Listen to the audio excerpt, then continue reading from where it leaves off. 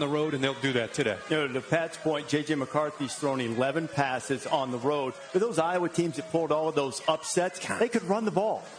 These guys can't run the ball. Right, exactly. Michigan covers the game. Yeah. Covers. 131st. Easily. Take it easy. Illinois and Wisconsin. You know what that means.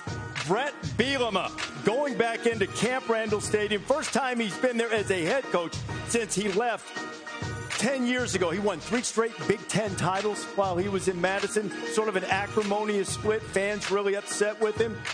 He loves that. No, I know. Notice the spelling there when he left. Remember the Wisconsin fans had those shirts printed up that said, "We'll never forget you, Bert." He brings in the nation's leading rusher in Chase Brown. Give me a quick pick. Who wins the game? Chase Brown is a dude. I like what Brett's doing with Illinois. I think I'm going to go with Illinois in this game. Yeah, everything that Wisconsin used to be is now what Illinois is. Chase Brown leads the entire country in rushing. Also breaks a lot of tackles. I like the toughness that Illinois has with Bielema. I think the real question is Kenny Dichter, what he's doing today. Wisconsin guy, Bielema guy. I should have called him Wheels Up guy. Todd Deutsch. I'm going to go with Bielema. Wisconsin last week, man, against Ohio State. I know Ohio State's good, but their offense right now is reeling with Graham Mertz. Just struggling, one-dimensional. I think Illinois is good enough to go on the road and win. You know, we're making a big deal out of Bielema returning. Wisconsin star running back Braylon Allen said, I didn't know he coached here. No idea. Well, kids today. Well, he's 8 years old, so you got to give him a little break there. Purdue, as DoorDash preps us for kickoff just over an hour away. Jeff Brom and the Boilers trying to take care of Minnesota. Minnesota's off to a great start.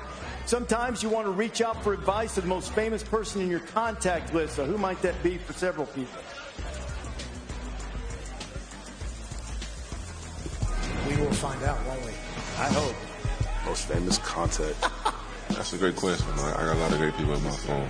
Probably say Magic Johnson. If I needed him, I could certainly give him a call. I guess Matthew McConaughey. I have Danny Werfel, Tim Tebow, great quarterbacks, and hopefully I can be just like them one day. Mr. John Legend, PJ Fleck. How you doing, Coach? What's happening? Yeah, I know Jay-Z. He's a friend of a friend. I'll FaceTime Snoop Dogg whenever you're ready. No, I'm just kidding.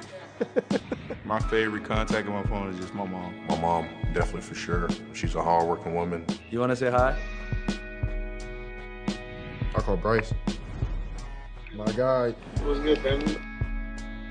Yeah, Callie in the building. Hey, man, many blessings. I really appreciate you. All right, take care, Coach. All right, bye-bye.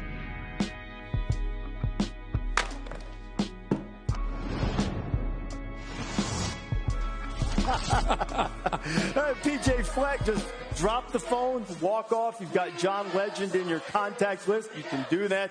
We're happy to be joined by the head coach of the Gophers as they are about to take on Purdue. He's kind enough to join us as his team takes the field and gets ready to warm up. Okay, we're having a little bit of technical difficulties. We'll get to PJ in just a second. In the meantime, Bear, is PJ going to be happy with you because that line keeps going down, down, down? This happened to me last year with Brian Kelly during the playoff where I'm like picking Alabama and Brian's waiting in the wings. Look, I love Minnesota. I love their Of course. The guys coming on our show. They referees, like, they know who they are. You have a boat in your office. You row the boat all the time. Get the oar, Bear. I was unfortunately, the news about Aiden O'Connell starting came out, and it went from 11.5 to 9.5. But I'm still going to go with Purdue plus the points here. How poor they looked last week on the road. I think they'll play better. I don't think they're going to win outright. But Minnesota, a lot of hype and publicity, and rightly so. No, yeah, of course. I had Michigan State last week. PJ, great guy. The worst pick that I ever could have made. They were never. That was the worst performance by a team I saw from start to finish last week. Michigan State, Minnesota had a lot to do with it. But I'm going to take Purdue plus the points here. See if they can hang around. Great. We have established communication with PJ Fleck. I'm not sure. Bear says, of course we have. PJ kind enough to join us during warm-ups there. PJ, can you use the fact that Bear just took Purdue in the points to motivate the Gophers today? What a lead-in, right? What a lead-in, right, to me, right? Bear takes Purdue, sure.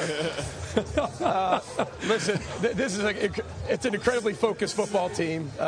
These guys are incredibly connected, playing at a high level, and they truly love each other. That's what's really fun about coaching this team. PJ, it's Kirk. I just want to ask you, What's your cardio regimen? That you're 41 years old, you're playing 25. What's the deal, man? Is it diet or is it cardio? Well, I married an Italian woman, right? So it's definitely not the food because I eat a lot of that. But I would say I'm into a lot more biking these days. I bike a heck of a lot more than I used to. I don't run as much as I used to. I got back problems and knee problems, all that other stuff as you get older. So I'm into the biking thing, and that helps relieve the stress a little bit. It's working.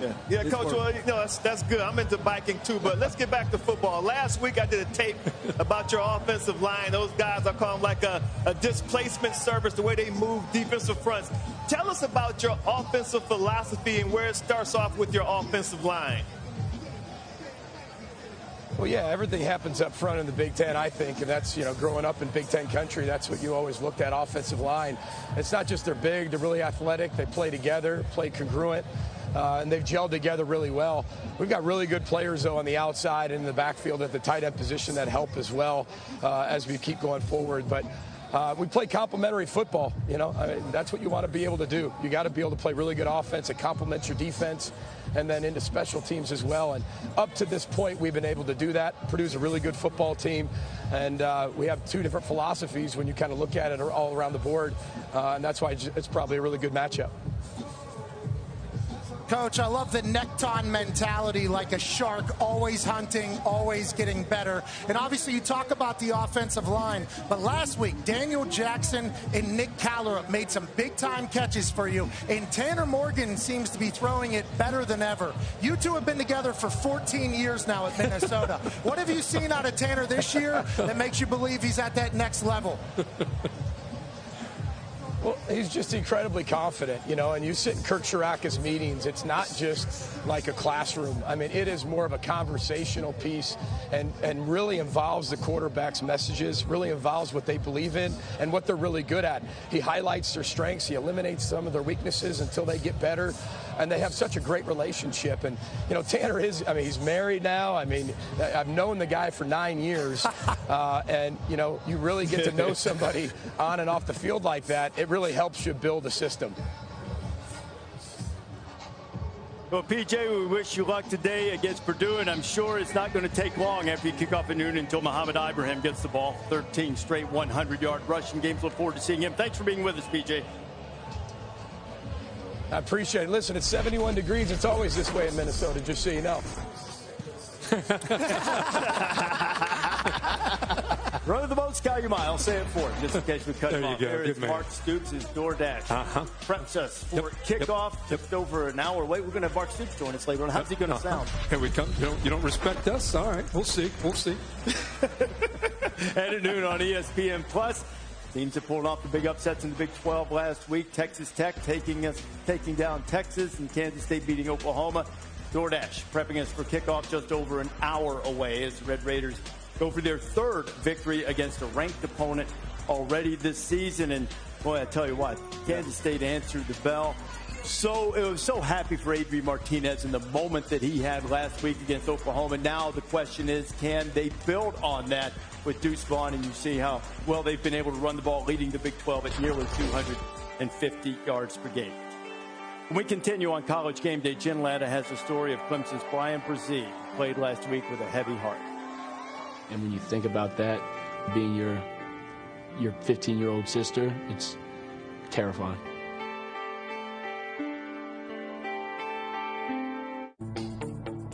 Today's pros need today's tools, and the Home Depot is here to help. With job site delivery to keep you on site and on schedule, and equipment rentals to make sure you can take on any job. Plus, when you join Pro Extra, you'll earn perks on every dollar you spend. Earn perks 4 times faster when you join. Register and use your Pro Extra credit card. New tech, new tools, new ways to grow your business, all at the Home Depot. How pros get more done. So?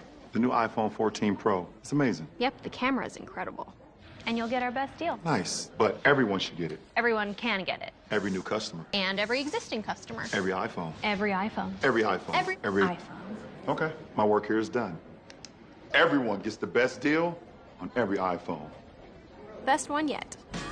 Everyone gets AT&T's best deals on every iPhone. Get the new iPhone 14 Pro on us. Are you coming for my job? I'm the team mascot, and boy, am I running late. But I got lead in my foot and spirit in my fingers. Wow, what a hit. And if you have cut-rate car insurance, the cost to cover that might tank your season. So get Allstate and be better protected from mayhem like me. Woo!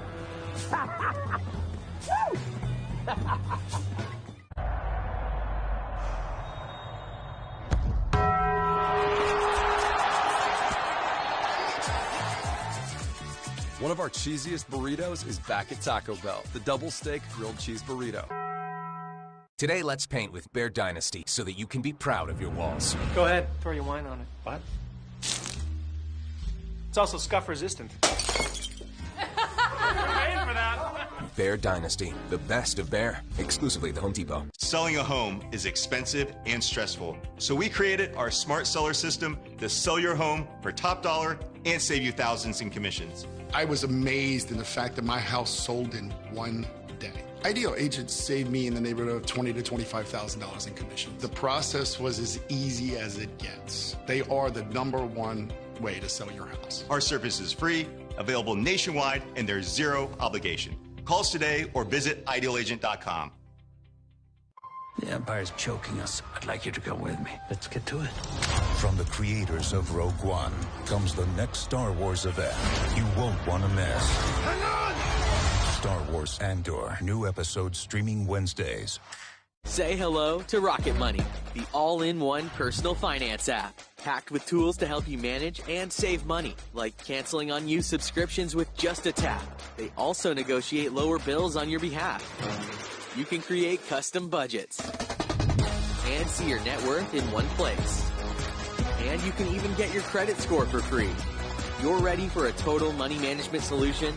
Then download the Rocket Money app today.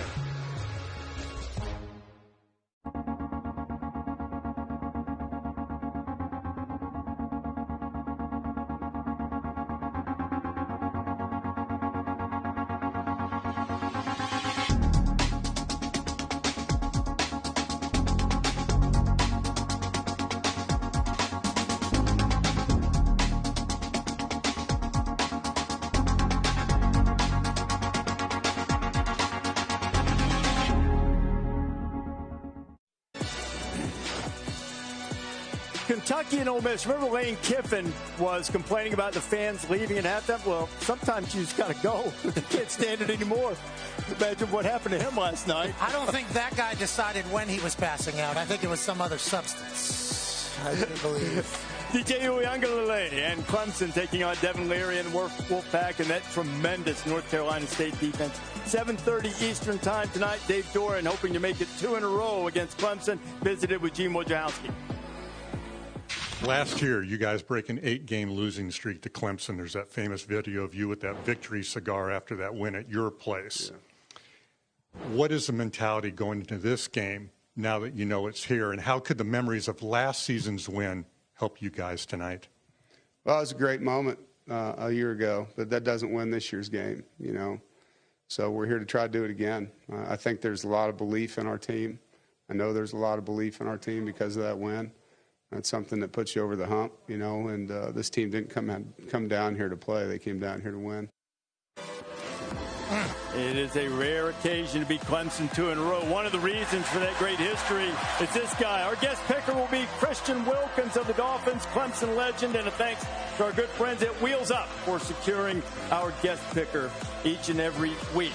Headline game in the SEC is in Fayetteville. Calling the Hogs there as Alabama comes rolling in.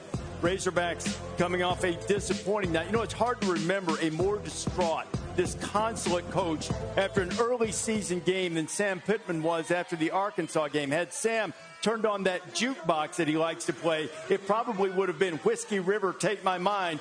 Don't let those memories torture me. But you got to get over A&M because Alabama's coming calling, and there's plenty of memories to be tortured by Bryce Young, who lit them up for a tied record 559 yards and 5 touchdowns last year. Bryce Young looking deep, has a man. Brooks is there. Catch is made. Touchdown, Alabama.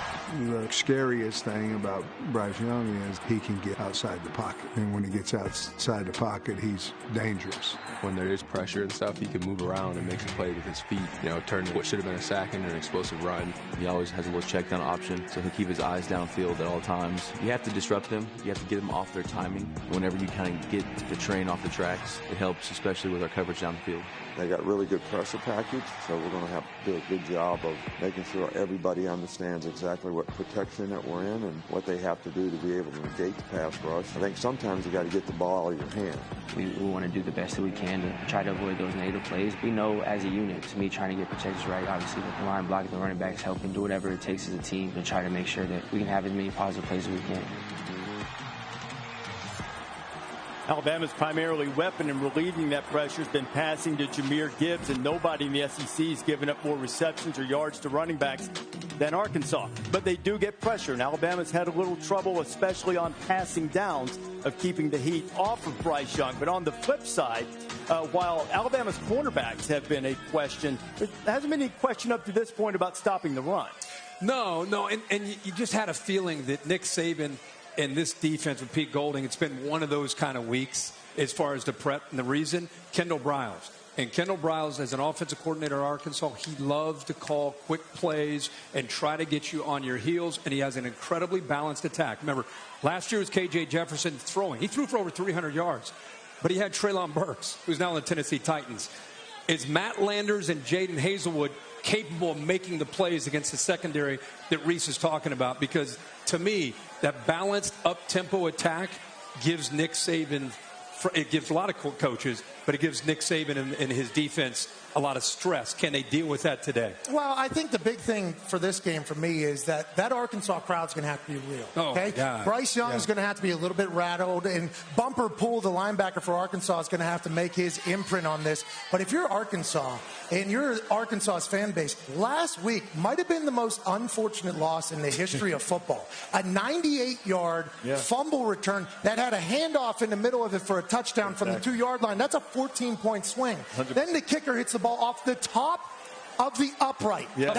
Tough to do. Impossible. It bounces off. Should have got 6 points for that. Should have got 6 points for that. But they lose in Texas A&M. They're going to have to respond. And by doing so, I think that defense is going to have to get Bryce Young off schedule, attack that offensive line. But that's a lot easier said than done with this Alabama team that just beat Vandy 55-3 a week ago, Des. Well, I think that Will Anderson Jr. and Alabama defense is going to have to turn K.J. Jefferson into a one-dimensional player. We know he's a heck of a dual-threat quarterback, but you want to make him one-dimensional. Take away the running game and make sure that he has to sit in the pocket and try to dissect your team with the passing game. I don't think that K.J. Jefferson is designed that way. I don't think he's cut that way. I think that's going to be the recipe for success for Alabama's defense today. It's going to be interesting, too. I mentioned it earlier to see Drew Sanders. It's been so good for Arkansas, the former Alabama player, going against that tied offense. He'll probably know what's coming. They lead the nation in sacks, man. They can after it. Sanders leads the nation individually, too. Texas A&M and Mississippi State. Pat mentioned the play the Aggies made against Arkansas, feeling good about themselves.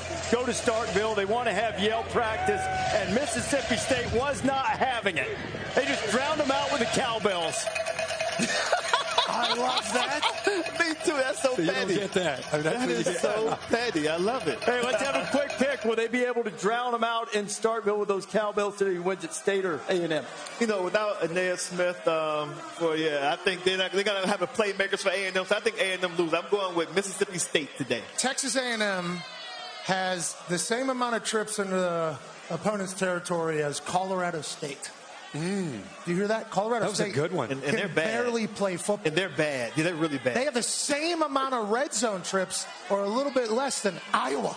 Iowa bad on offense for Texas A&M. So give me the pig suey folks in Arkansas in a big bounce back game after a heartbreaker.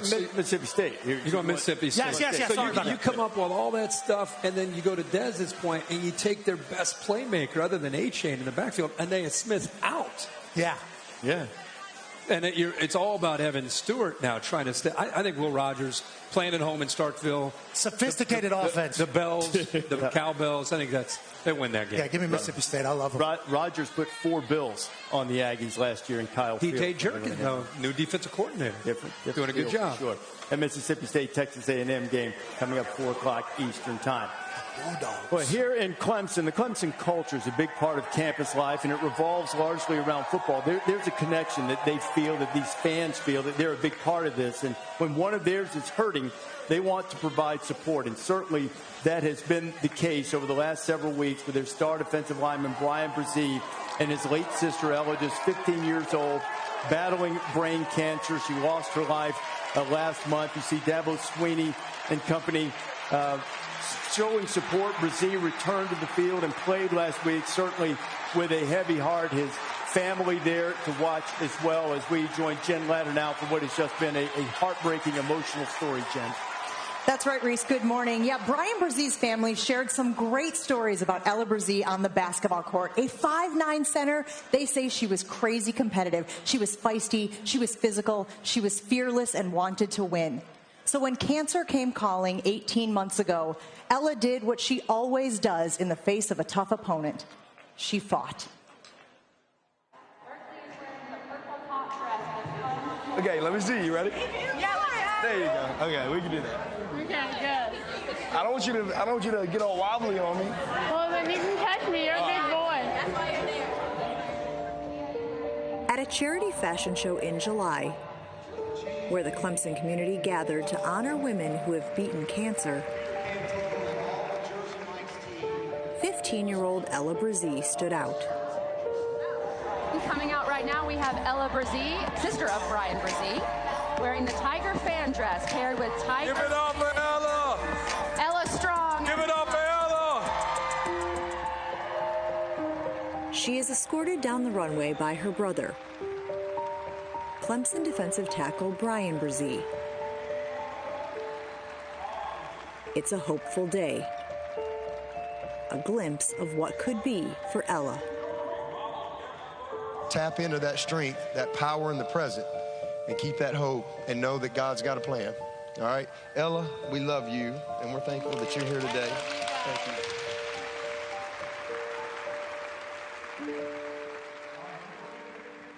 When you think about that, being your 15-year-old sister, it's terrifying. Brian was the baby of the Brzee family behind 2 older sisters until 2007, when he was 5. When Ella was born, Brian was not very happy about that. But as time went on and Ella got a little bit older and more mature, they started to bond. Pretty typical older brother, little sister, you know, just trying to protect her, look out for her. Ella spent years cheering on her older brother and sisters at their sporting events before starring on the basketball court herself. But in March of 2021, this strong and athletic teenager started experiencing severe headaches and fatigue. A month later, Ella had an emergency MRI. She has brain cancer. It's called medulloblastoma. It's a bad one. It's very aggressive. I think I was scared. Like, I didn't really understand how serious my cancer was. I remember asking, I was like, how much hair am I gonna lose? Because like, it was, I thought that was probably the biggest thing in the world, but not anymore. Ella spent the next 6 months getting chemotherapy and radiation. She lost 90 pounds. Brian had to leave his family in Maryland and return to Clemson for the 2021 football season.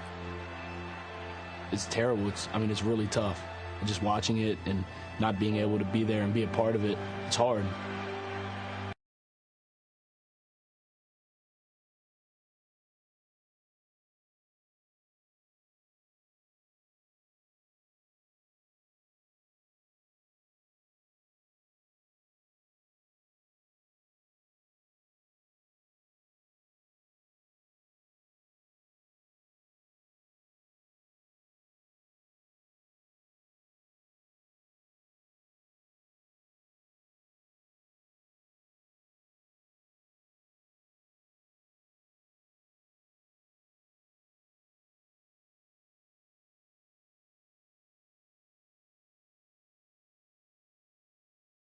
on the back of his arms because he wants her to know that when she's watching the TV back at home, that he's thinking about her.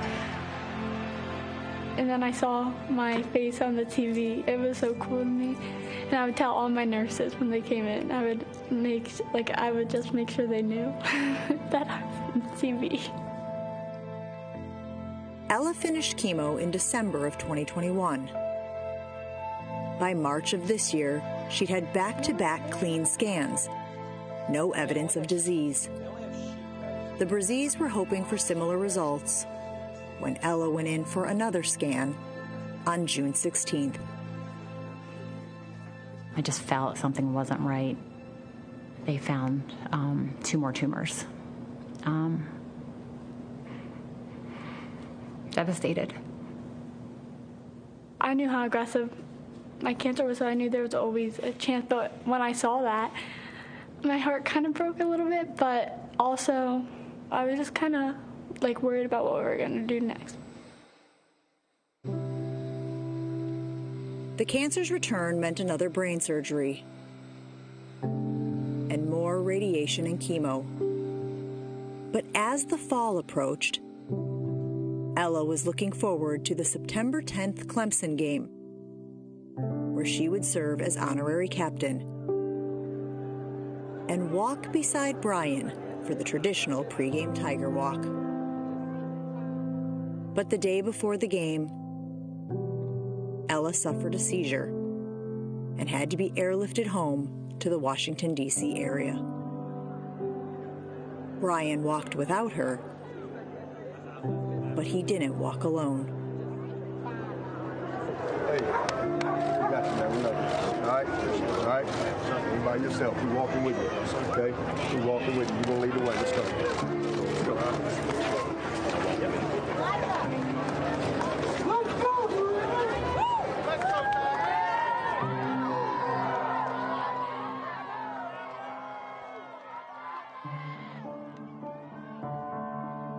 On Thursday, September 15th, Ella Brzee passed away. She was 15 years old. 9 days later, supported by family, Brian returned to the field. Not just as a Clemson football player, but as a big brother, honoring his little sister. Deflected pass, and that was Brzee who batted it out of the air. There's the Brzee family. They had memorial service for Brian's 15-year-old sister, Ella, this past Tuesday. You can imagine what an emotional day this is. It's been a rough past couple of days. Teams rallied around me. This dude's been, best supporter there is anywhere. So just having this support and group here and my family being able to come here and just having them around me just means the world. So it's tough, but I know she's up there watching me. What do you think she's thinking? Should have won by more.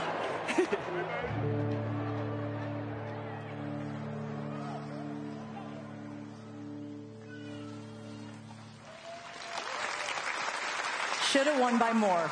That just captures Ella Brzee's spirit so well.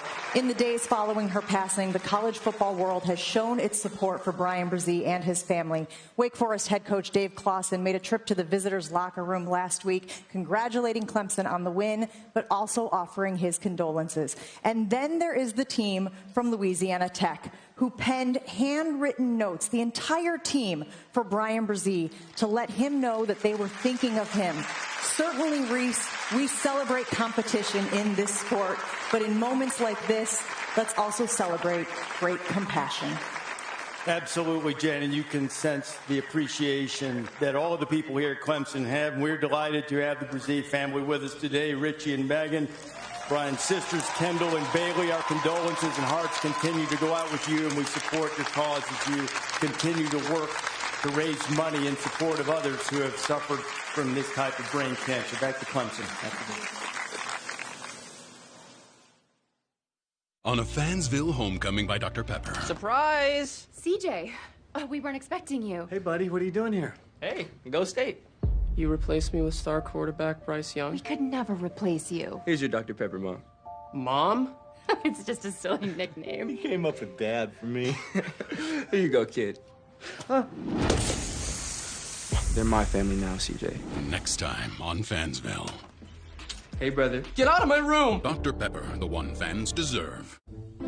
Giorgio, look. The peanut butter box is here. Ralph, that's the Chewy Pharmacy box with our flea and tick meds. It's not peanut butter. The peanut butter box is here. I'm out. Pet prescriptions delivered to your door. Chewy. That's half the fun of a new house, seeing what people left behind in the attic. Well, saving on homeowners insurance with Geico's help was pretty fun, too. Oh, it's a tiny dancer. They left a ton of stuff up here.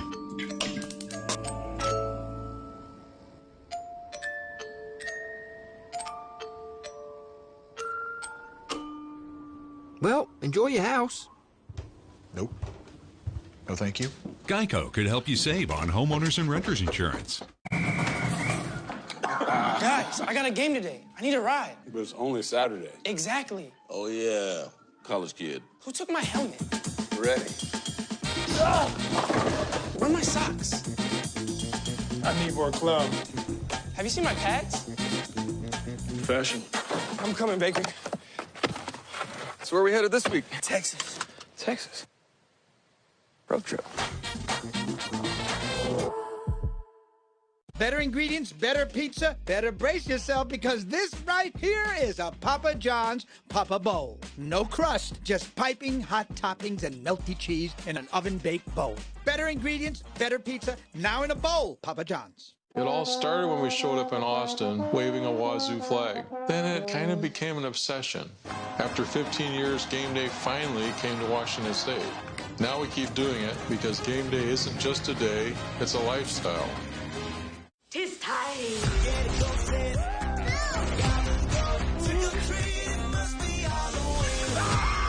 He really scared you. I wasn't scared. I was being polite.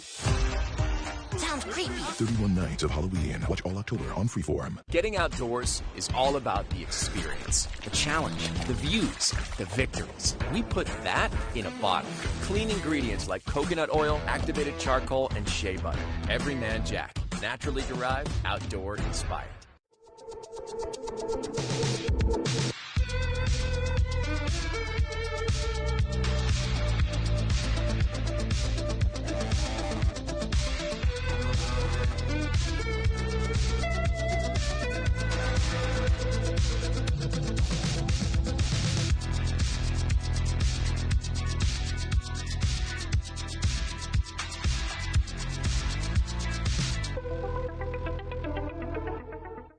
When the details take precedence, the rest falls perfectly into place.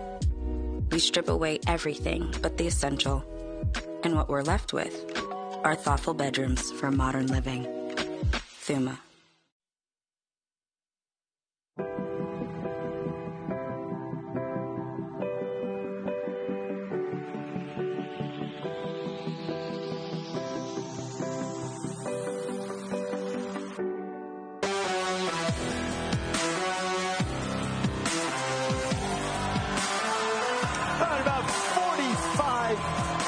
Minutes until the start of your college football Saturday. Clemson Tigers working the Selfie stick. Dabo had it earlier. Hey, you know, this is a rare visit by a top 10 team coming in here. It's the first game North Carolina State's ever played. Top 10 opponent. Your buddy DJ Rock Swift wearing the Uyunglele jersey and keeping the crowd revved up and ready this morning. And it doesn't really take much when you have the nation's longest home winning streak at stake. A chance if they win tonight, Clemson to tie Florida State, the longest in ACC history. They also are working on the nation's longest overall winning streak, having won their last 10. Noon games, or noon-ish, coming up just after noon. Remember, we'll stay on about 4 or 5 minutes or so after the top of the hour. You won't miss a thing if you stay here with Game Day. Will Levis and the Wildcats on ESPN against Ole Miss. And you see the other games, including Oklahoma, TCU, Purdue, Minnesota, coming up to break down that Kentucky-Ole Miss game in a little point-counterpoint. David Pollack and Kirk Herbstreit. Kirk? Well, Reese, I think one of the things we're all excited to see is when Ole Miss has this football tonight, I think everybody associates Lane Kiffin, and they think about he's going to spread it out. He's going to throw the football, right? Jackson Dart comes from USC. It's all about the passing game that Kentucky has to worry about. It's not the case right now. This is a run-first offense and a run-first quarterback, which is very strange to say with Lane Kiffin. But this is a top 3 running back duo in the country. With Judkins and Evans, these two guys can absolutely pick a screen. I don't care which one you want to pick. They're both studs. They both break tackles. They're both built low to the ground. They're really, really tough. Judkins, a freshman. Zach Evans, obviously transferred from TCU. And then the running quarterback. This is it, bro. You have to use this. They do a lot of pulling guys, different directions, just suck eyeballs one way. Now you got Zach Evans going all the way outside the other direction. And now Dark can pull it and go right up the middle. So you better be ready to defend left, right, and in the middle in this offense. They do a great job. And then Jackson Dart finishes runs with some physicality, especially when it's hard to describe when I think what Mark Stoops is concerned about is the tempo to go along with all that. Here's what Florida tried to do with Anthony Richardson. Clearing out 3rd and 6. You got 5-on-5, right? Against a running quarterback. For Florida, that's an advantage. Watch Jones, who's an Ole Miss transfer, by the way. Watch his recognition and anticipation of that and ability to make a tackle against a running quarterback. And this is what I love about Kentucky. They are moving the line of scrimmage backwards. They're getting off a box and they're getting downhill. These linebackers are flying. Safeties are coming down. The corner play will be key today because they need 8 or 9 against that running game that you're talking about. You know what? I just threw this one in. Dude, he's a freshman. Look at this guy right here. That's for you. Boy. 6'6", 330. Get off me and make a play. That was for you. You want to do that fun stuff downhill? By the way, you want to play downhill with your linebackers? Oh, no. Come on, play downhill. I'm going to read your sorry behind, and I'm going to throw it right behind you. You don't keep inside leverage as a corner? Okay, I'll eat that little slow mesh like you've seen, obviously, Stanford doing right there. Yeah. You want to do that? That's fine. I'll take advantage of it there. And then you say, well, hold on. If you're going to do that, well, I'm going to stay inside, and I'm not going to allow you to do that. That's fine. Again, another RPO. You will see this a lot. Formation will be into the boundary for Ole Miss, and they're going to take shots. This is their passing game. Actually, the other way, and then they go one-on-one. And I'm going to throw it deep. And listen, Ole Miss receivers have to make plays. Well, it's funny you bring that up because this is what Kentucky did against Anthony Richardson. They gave that up. He's reading this safety, which he'll be reading today. Safety comes down.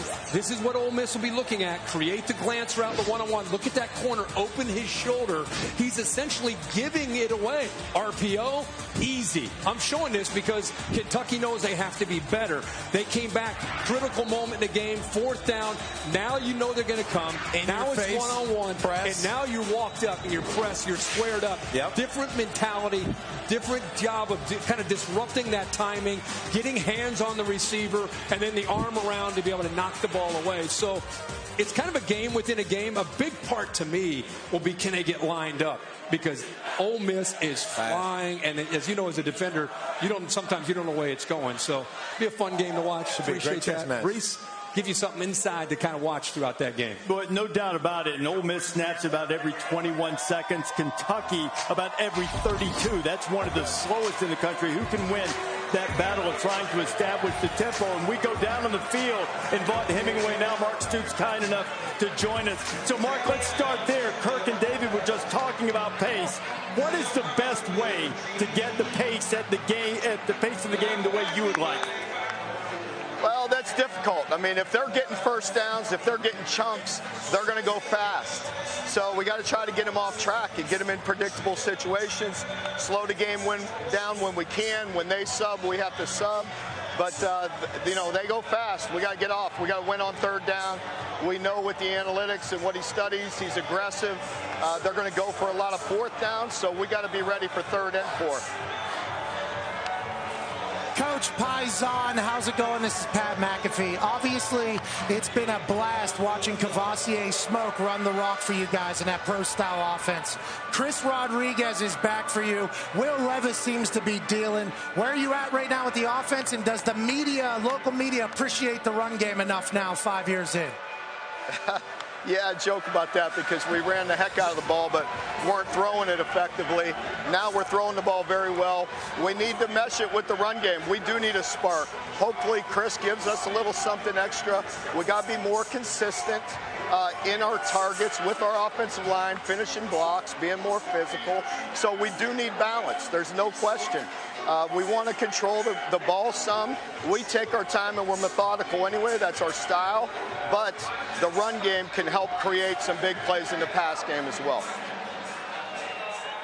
Coach, it's Desmond Howard. Earlier in the season, I looked at your receiving core and I said, this kid, freshman Dane Key, is a guy who's going to have to step up. And then you guys traveled to the Swamp, and he had a huge game against the Gators in your victory. Tell us about Dane Key. What makes him such a special young receiver and so successful so early? Yeah, that's a great point. You know, he came in the spring, so we were fortunate to have him during spring practice. But we could tell right away that he was a guy that was very mature.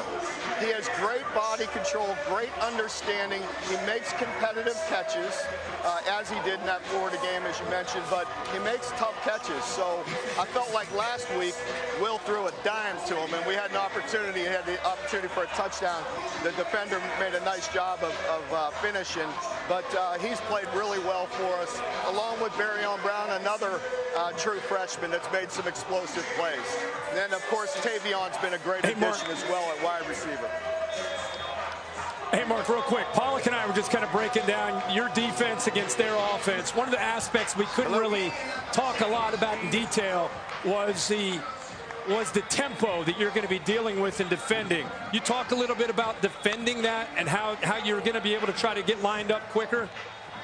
Yeah, I mean, that's definitely a big deal because the tempo, it goes so fast. First of all, our big guys, our D linemen, got to get the call, get lined up, get their cleats in the ground, and then fundamentally play the game the right way.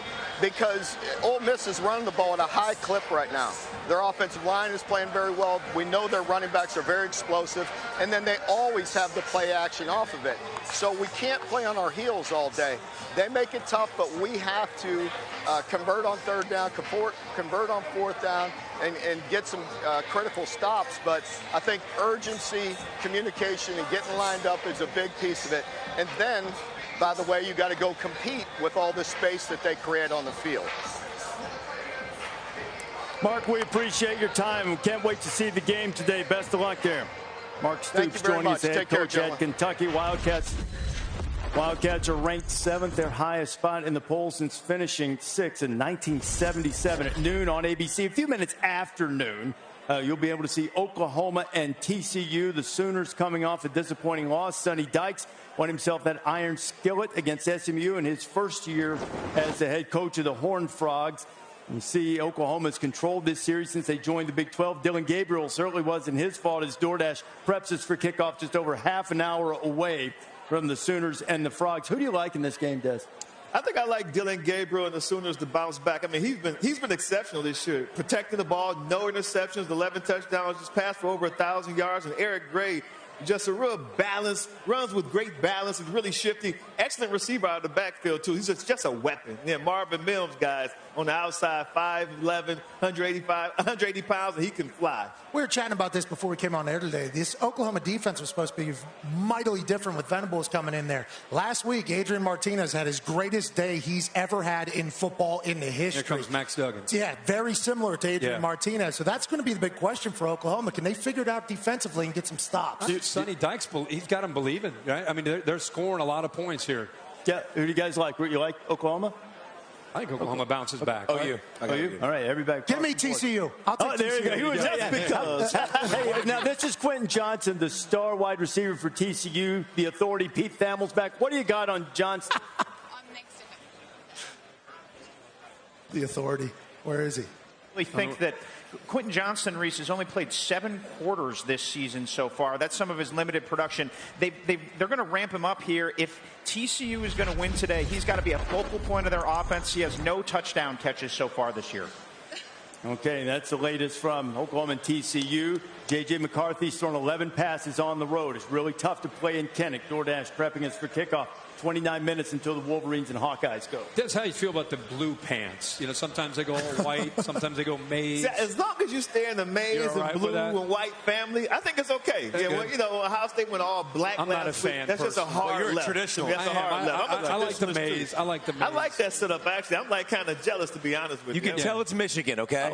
There's there you go. Exactly. You can tell that's Michigan. Yeah. Ohio State blackout night was awesome. All right, I'm going to let I see number 7, too, Donovan Edwards. That's big for their offense. We got food coming. All right, here comes Kate Des. Arthur and Julia Lund from Delish Sisters. They're at the Shepherd House Hotel, or Shepherd Hotel, in association with some. Let me tell you, those are amazing. Tried those yesterday. Yeah, I read about this restaurant. From the Smoking Pig.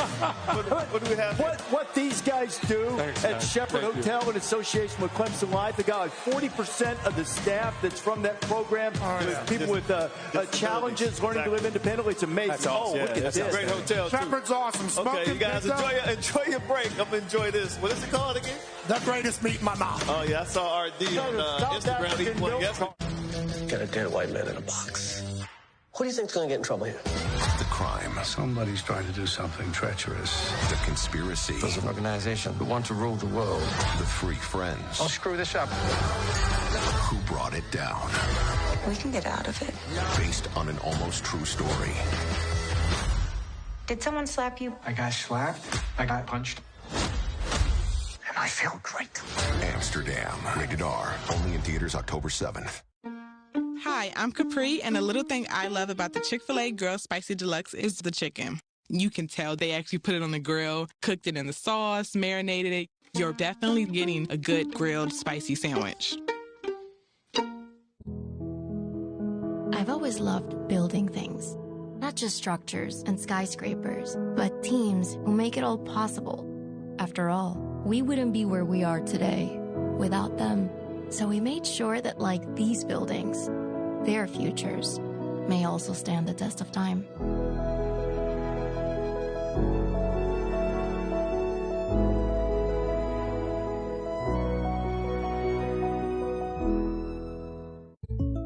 I'll admit it, I'm a bath bomb guy. Dude, you don't need to get that personal. State Farm Personal Price Plan just helps you create an affordable price. Right. I meant I'm not a bath bomb guy. Call or click to get a quote today. Like a good neighbor, State Farm is there. This table is good. I'm so ready. Oh my God, why is no one ready? I am so ready. All right. It's okay. Fine. It's fine. Yeah. It's only one person. It's two people. If we lean towards this way, maybe. Yeah, okay. No way. What? I want big. Football's better on 40-foot screens. Right, Travis Kelce? Dave & Buster's, where winners watch. At Booking.com, finding perfect isn't all that difficult. Beachfront property, no problem. Kitchen, how are you guys? Got it. And EV charging. Find your perfect place to stay. Booking.com, booking.yeah. If you don't repaint every now and then, it's like the old you is still hanging around. I'm listening to music. So today, let's paint with Behr, America's most trusted paint brand, and make your home yours. Behr, exclusively at the Home Depot.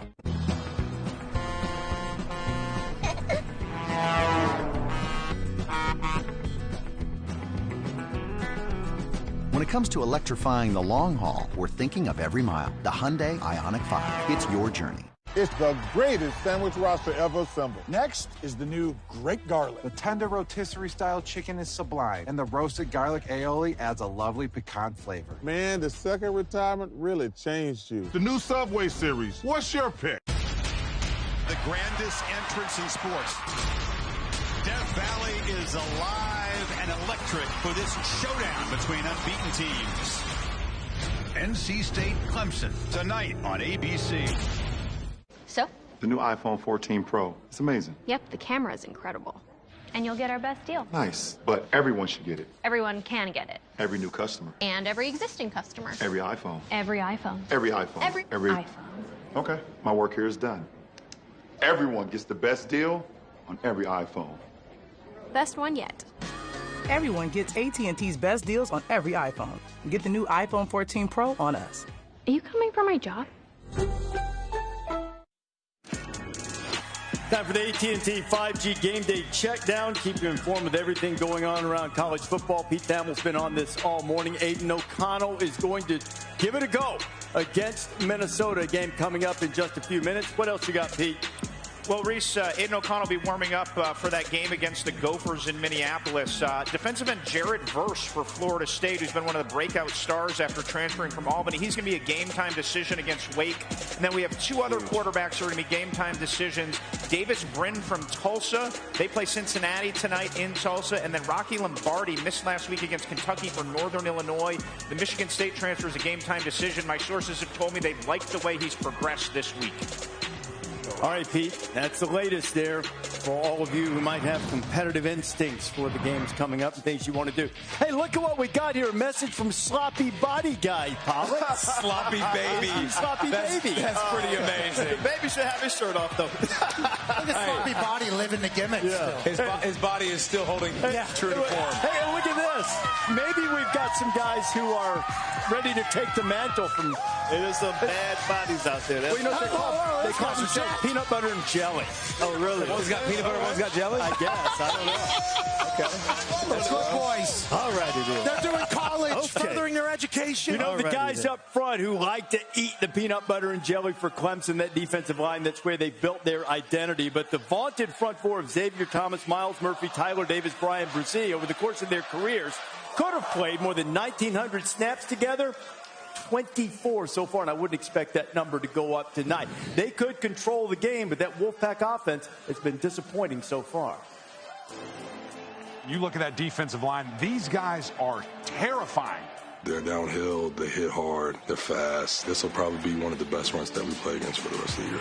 And their D-line is tremendous, and so, you know, you can't stand back there and take all day. They have a new defensive coordinator, but he does a very good job of mixing things up. Leary's going to take a shot, has a receiver. It is caught. Touchdown, NC State.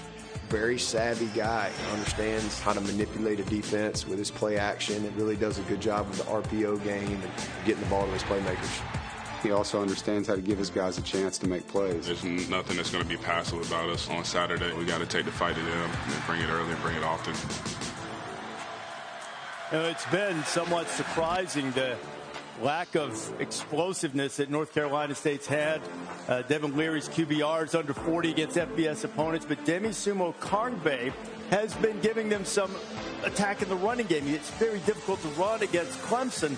Those of you look at this game right now, and it really seems you're going to find out if Devin Leary can make some explosive plays, and those have been in short supply for the Wolfpack. Yeah, we talk about early season Heismans, and that could happen tonight if Devin Leary truly showcases his arm talent. They talk about him having like a Josh Allen-style arm and can make every single throw. He's 45 years old. He's been in the system a long time. Kid out of New Jersey who has really rode the quarterback college arc, where he got humbled, came back better, beats Clemson last year. 18 starters returned for that NC State team. You would think that if Devin Leary wanted to be a dude, which I think everybody thinks he does, he thinks he is, like against Clemson, in Death Valley, slinging the rock would be a great time to say hello 2022 season. I am that guy. Yeah, and I feel like he's getting enough from his running game to make those RPOs work and to be able to have a balanced attack. I mean, to be able to come into Death Valley, it's tough to do.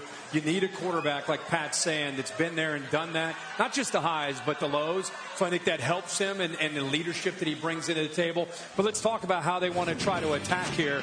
And you guys are going to help me out here. I've been Sumo Karngbae is a big part of this. Nailed it. Well, first let me talk about the passing game, because Thayer Thomas in the slot, number 5, is great underneath, but also shows the timing and versatility to go downfield and adjust to the football. Nice. Keep an eye on number 5. He'll make his 35th career start, a veteran who's played in a lot of games.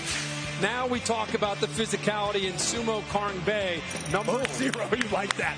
Look how he breaks the tackles. 3, 4. Get off me. You bring this along with the passing game, it's a lot to deal with, and what they can do offensively with Tim Beck as their OC. And then when they get down in the red zone, they like the big guy, Devin Carter.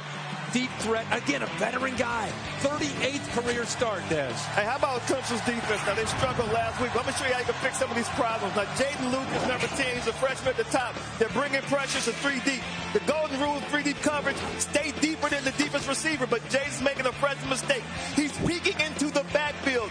That allows the receiver to get to his outside, get vertical, easy throw and catch for a touchdown. And Fred Davis, number 2, man-to-man. Now, this is 3rd and short, right? See how Clemson's crowded the line. Golden rule, do not let the man get an inside release. Fred Davis doesn't get a good jam. He holds on for dear life. He gets a PI.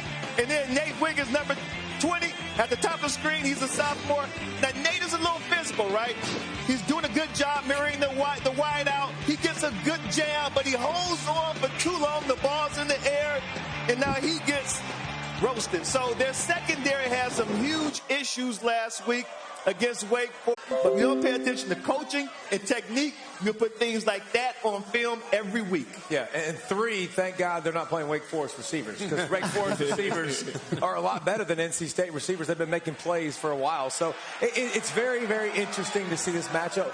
But here's, to me, the biggest difference. 36 times the last 36 opponents that have come into Death Valley has done what? Lost. Hold that L. Because this environment is stupid. It's silly. I think this is a lower scoring game tonight. But because of this crowd, a few false starts by NC State, a little sloppy play, better secondary play, Clemson gets the dub. Okay. Hey, Desmond meant it because he was standing up. Do you mean it, Bear? You're going to make your pick here? Hold on. Let the people hear you, Bear. Go ahead. I like North Carolina State tonight. I think they can win this football game. I think that you look at the NC State defense, seniors, the back 7 especially, senior, junior. Like, that is a lot of experience. I think they have a lot going for them. Like, the weather as well is a big thing. If it were bad weather, I would have loved Clemson in the game because of Shipley and the ability to run the ball. Yeah. But I think the lack of weather tonight, dry field, nice night, that's really going to help NC State's offense. I think the not get the upset. Yeah, but you're just saying it. Yeah, Hey, Bear, you guys are going to pick the favorite. Bear, you ought to stand up, show people you mean it like Desmond did. Hey, Andrew Makuba, Sheridan Jones, both back in the secondary for Clemson. That doesn't scare you at all, Bear? Sheridan Jones. No, he said no. Sheridan Jones. He said, did you not hear what I said? I'm going to tell you backing off. I'm with Bear. I'll take the points. I think Clemson wins, but I'll take the point. That's smart. That's a twofer. There you go. All right, Purdue and Minnesota. Muhammad Ibrahim, his DoorDash preps us for kickoff, starting in just over 16 minutes on ESPN2. Coming back from Achilles injury, 13 consecutive games in which he's played, he's gone over 100 yards. PJ talked about Tanner Morgan earlier. I mean, he's the tone setter. He sets the tone, and then Tanner Morgan's been unbelievable. Kirk Soraka comes back as OC, and they work well together. You saw it in 2019, and then Aiden O'Connell, is he healthy? If he's healthy, we know what they're going to do, Kirk. They'll drop bombs. They'll throw it all over the place. Sniffing around here a little bit. Aiden O'Connell better be healthy. I just want to tell you this. So 5 straight opponents, Minnesota's held to 10 or fewer points. All right. A ridiculous streak. It won't be 6. Let's go down to Jess Sims. Who you got with you, Jess? I don't know. I think he's a stranger. I can't hear a word you're saying. It's crazy out here. These friends are ready to go. They are ready to go. So I'm here with Christian Wilkins. So he was a former defensive lineman. Where did you go to school? Clemson. Oh, Clemson. Sorry. I forgot. Okay, no worries. So 3-time All-American, recipient of the William Campbell Trophy. That's right. Which is the academic Heisman. That's correct. Man of the Year. Yeah, essentially. Yeah. Essentially. Okay, great. Well, we're so excited that you're here. You know, I'm excited to be here. It's home. I'm home. You are home. I mean, Clemson, he's home. Yes. So I've heard you're pretty good at splits, but you also have to make some picks. So what's better, your split game or your pick game? I think my pick game is going to be great tonight. Well, we're going to find out. Let's do it. So let's go. We're going right up to the stage with the guys. We're going to be right here, right now, where Christian Wilkins makes his picks.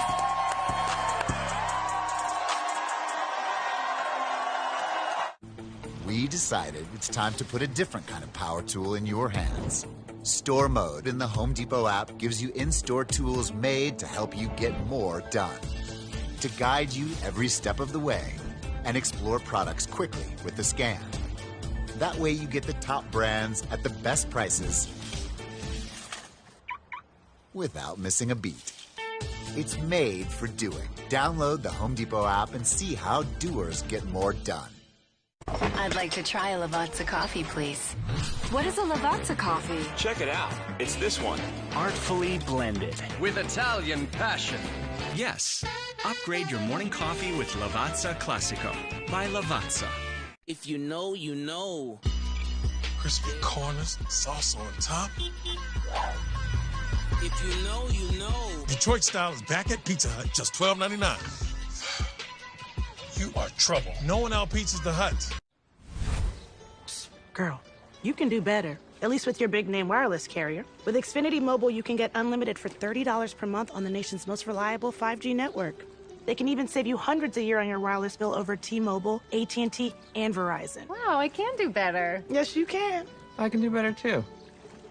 Now, you really can do better. Switch to the fastest mobile service, Xfinity Mobile. Now with the best price on 2 lines of unlimited, just $30 a line.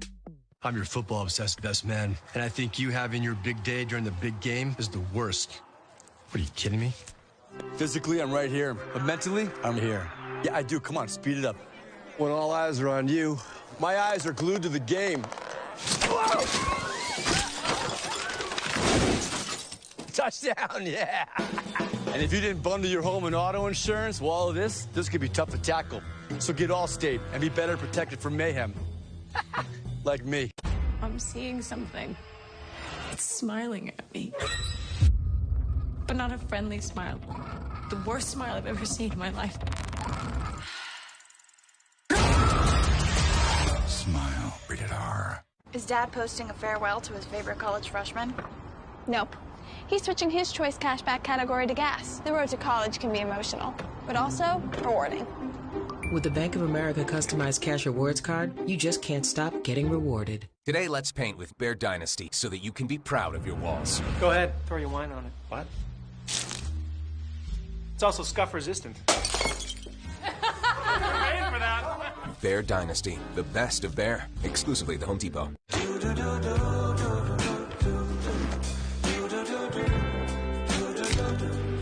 I've got that blue sky.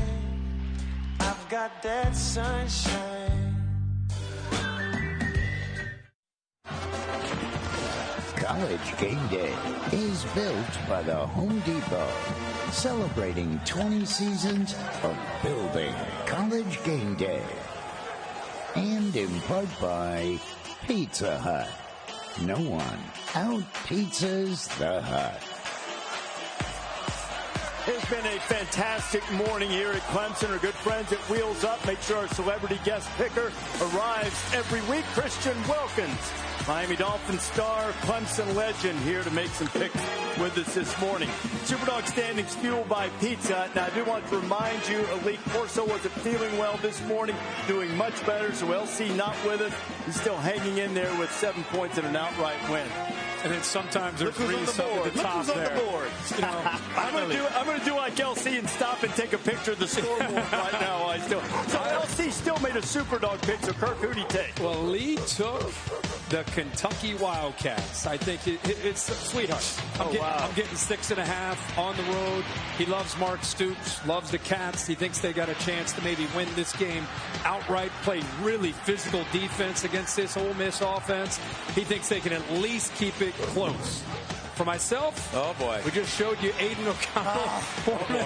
Now look, I'm getting 11.5 and an early kick in Minneapolis. They got to keep it close. They can score points. Who knows? I think Minnesota's going to win, but I think they can keep it close. Oh, Bear moved that down to 9.5. Earlier today we talked about this game, but you all agree that Illinois is going to get the outright W. So I'm going with the Brett Bielema going back to Wisconsin. You know, you saw the Badgers last week, and Graham Mertz still turning the ball over. I'm going Illinois. Dez, I like that pick. How about this? Tulsa getting 10 against Cincinnati. They're the type of team that doesn't sound good. Yeah. And you look up in the fourth quarter and it's a one-score game. Since 2019, Tulsa's covered 13 out of 15. Starting quarterback might not play. It's all right. Backup's okay. good. Braylon Braxton also a stud against Ole Miss last week. 4 straight covers for your boys. 0 outright wins. I need an outright win. Ball State at home. Give me Carson Steele running the rock, running the pill. Lavardi a little banged up at quarterback for Northern Illinois. Played Kentucky last week. Ball State. You know, I've gone against Wake a couple times and said Clemson would smash them. I was wrong. I'm a believer. Give me the Demon Deacons and the touchdown in Tallahassee. He's proud. I'm trying to get back on the right side of Wake Forest. I can't get my Wake Forest vibe right. You got it for sure today. Oh, no. For sure. That's an easy one. Easy one. That's tough. Superdog Selections brought to you by Pizza Hut. LC's got Kentucky, you got Purdue, Illinois, Tulsa, Ball State, and Wake Forest. That's who you get to root against. Jack Harlow set the bar week 1 in Columbus, Ohio State. Wow. And everybody has been chasing him ever since. That's crazy. How about Christian Wilkins? That's what they call Christian Wilkins. Big fella. Do it, big fella. Big fella. That's right.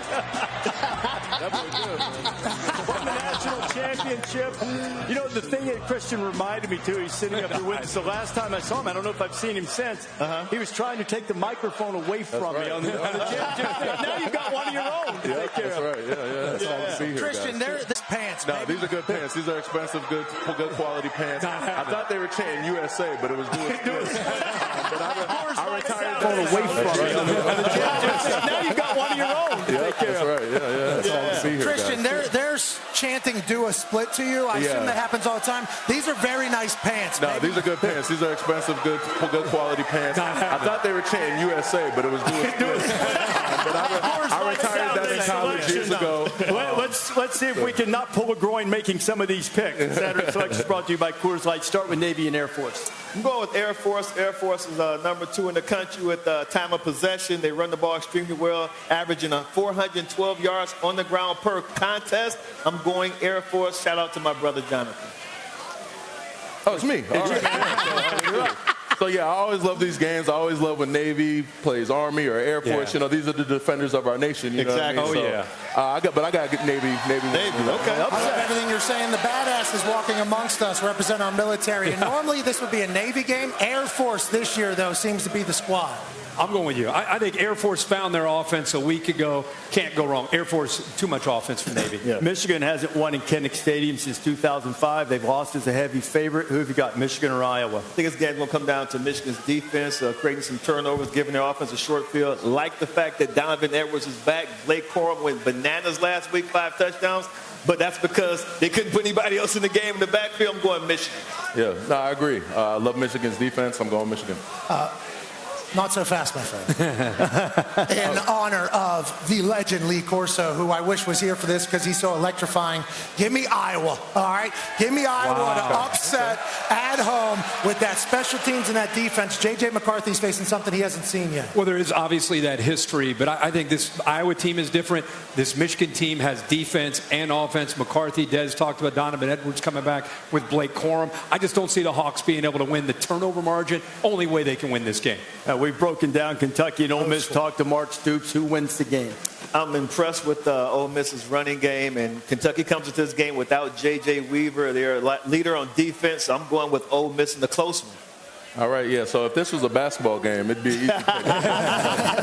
But this isn't a basketball game. I really like what Coach Stoops is doing at Kentucky and everything like that. But I like Ole Miss. The running game, the tandem at running back is awesome. So I expect a big night out of them. BBN is going to be a football and a basketball school before Mark Stoops is done with them. I really like this Kentucky team. And last week, you got to remember, Tulsa blanked Ole Miss in the second half, which is why I picked Tulsa to be my super dog this week.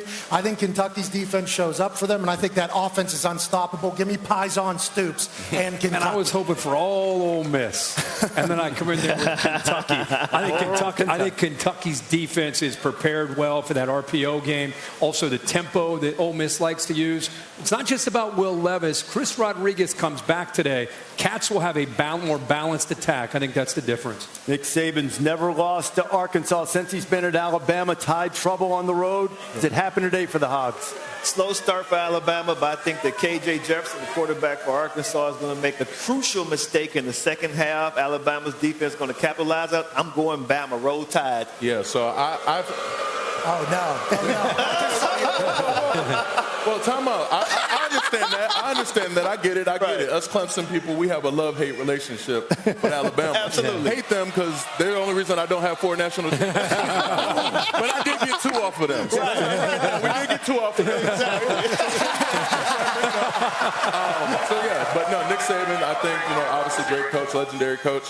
Arkansas, this is going to be actually a close game, I feel. But like you said, I don't think, Arkansas is going to be able to deal with them late. But I like Alabama. All right, with what happened to Arkansas last week, Alabama the next week is a tough one. 98-yard fumble recovery to the house. A kicker kicking the ball off the top of the upright. Absolute heartbreaker for the Hogs last week. And Alabama's putting all that we suck on the road stuff to bed today, I think. I like Alabama and add to that, K.J. Jefferson threw for 326 last year against the Nick Saban defense. It's been a tough week of practice to get Alabama's defense ready. I think they show up in a bad mood. Maybe close early, Des, like you said, but Bama and Bryce Young win it. Christian, look what you're a part of. You're going to be a meme. A lot of script days all the way across. Not that one. What about LSU? What about LSU and Auburn? I tell you what, with all the problems going on down there in Auburn with Brian Harsin, I don't even see how he's able to field a team that's going to be competitive. But he does every week. But I just think LSU is going to be too much for Auburn, so I'm going Tigers. All right. I'm going with the Tigers, too. Right. Which ones you might ask? Right. Well, the junior varsity Tigers will be playing at 7. Right? There you go. These guys. But the real Tigers will be playing later on. Let's just get that out the way. So after everyone's done watching the junior varsity for a little bit, I like Auburn in the game. Not going with LSU because this is the real Death Valley. This is the real Tigers. So I like Auburn in this game. I feel you. I love, culture. It's one of my favorite things. I think culture is so important. That's why this guy is beloved by every team that he plays for and hated by every team he plays against. Absolutely. Because he's a culture guy, a locker room guy, a team guy. Auburn seems to have 0 of those guys in that locker room. That place is burning down right now, and LSU seems to be figuring it out. So give me Brian Kelly and the Dogs with LSU. Big fella's going to do TV when he's done playing football. Pretty evident. I'm with everybody. I think LSU's defense, this kid Harold Perkins, a freshman, doing a great job. Matt Howell's defensive coordinator has these guys believing. Auburn's down to their 3rd quarterback. They can't run the ball with Tank Bigsby. I think LSU comfortably. All right, it's homecoming at Utah. Oregon State coming in after that disappointment against SC. I got Utah winning this game. 2 great defenses, but I think that Cam Rising is going to be the difference. I got Utah winning a close game. Yeah, I think so, too. I think it'll be a close game. I like Utah.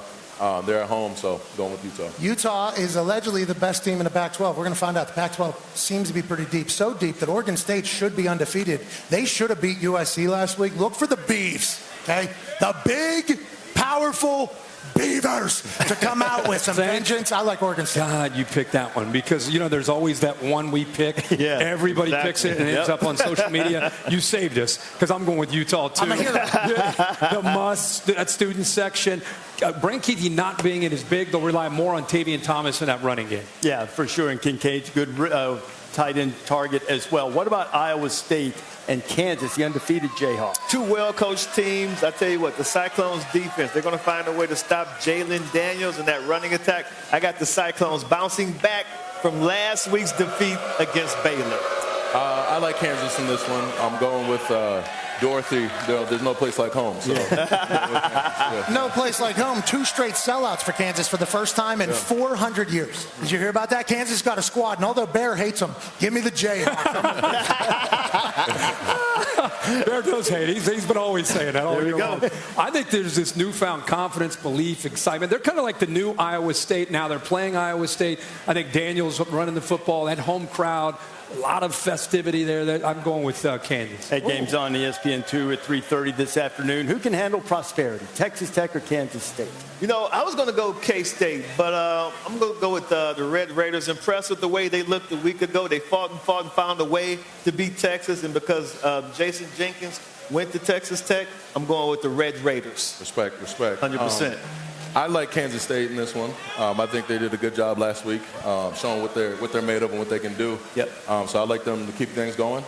Going with Kansas State. You won the nerd Heisman? Essentially, academic Heisman. Smart.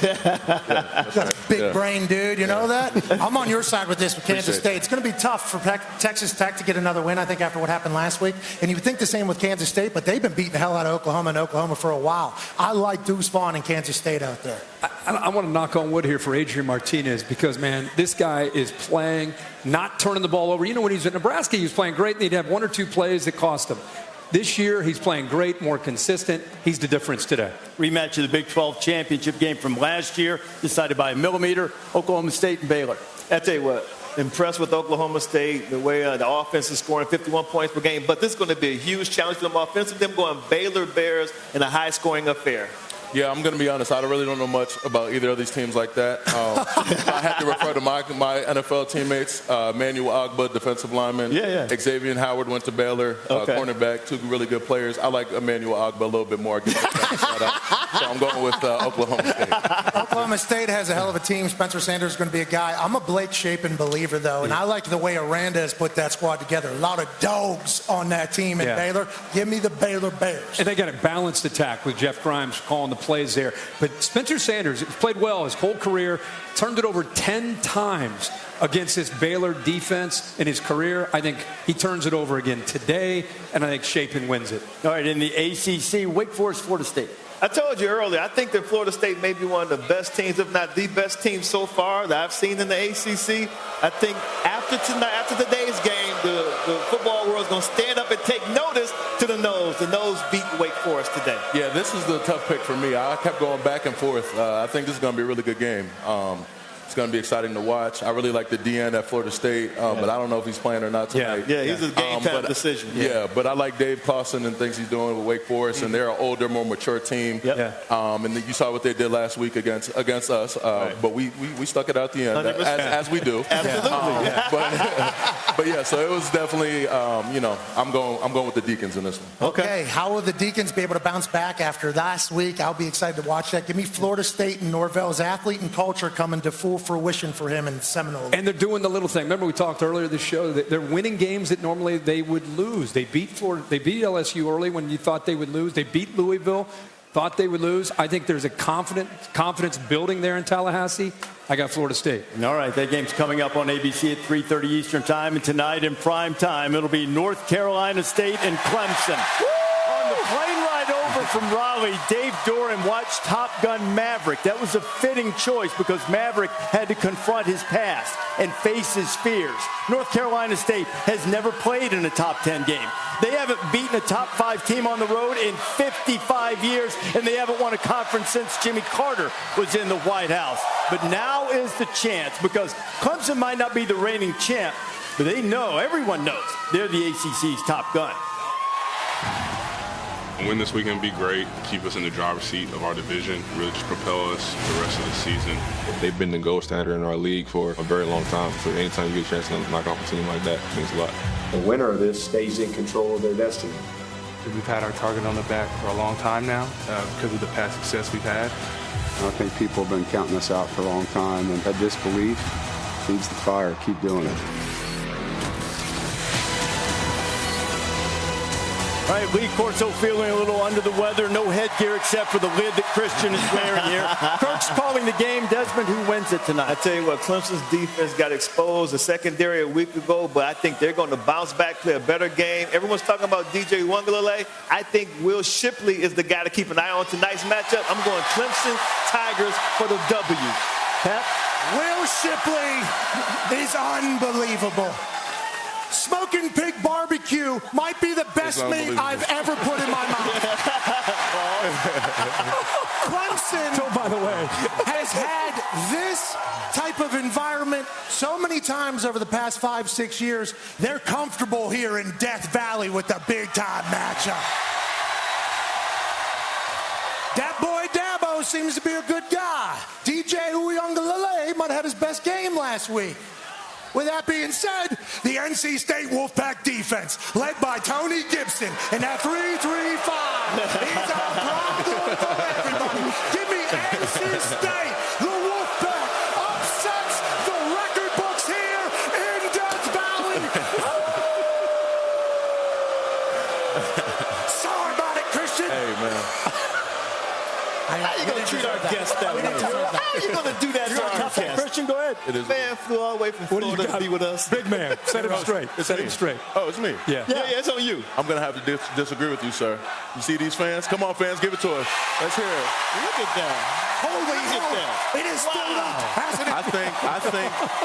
I think this is a game where DJ Uiagalelei has been getting better and better each week. He has. I think this is a game he puts college football on notice. Okay. Lets everybody knows he's for real. All right. I think the defense is going to be on it tonight. I understand. Dave Doran And NC State, they've been our little brothers in the ACC for as long as I've been around, as long as I can remember. They struck Lightning last year. Lightning's not going to strike for NC State twice. So I'm going with the Tigers. You already know. You already know I'm going with the Tigers. 1, 2, 3, 4. 1, 2, 3, 4. C-L-E-M-S-O-N-T-I-G-E-R.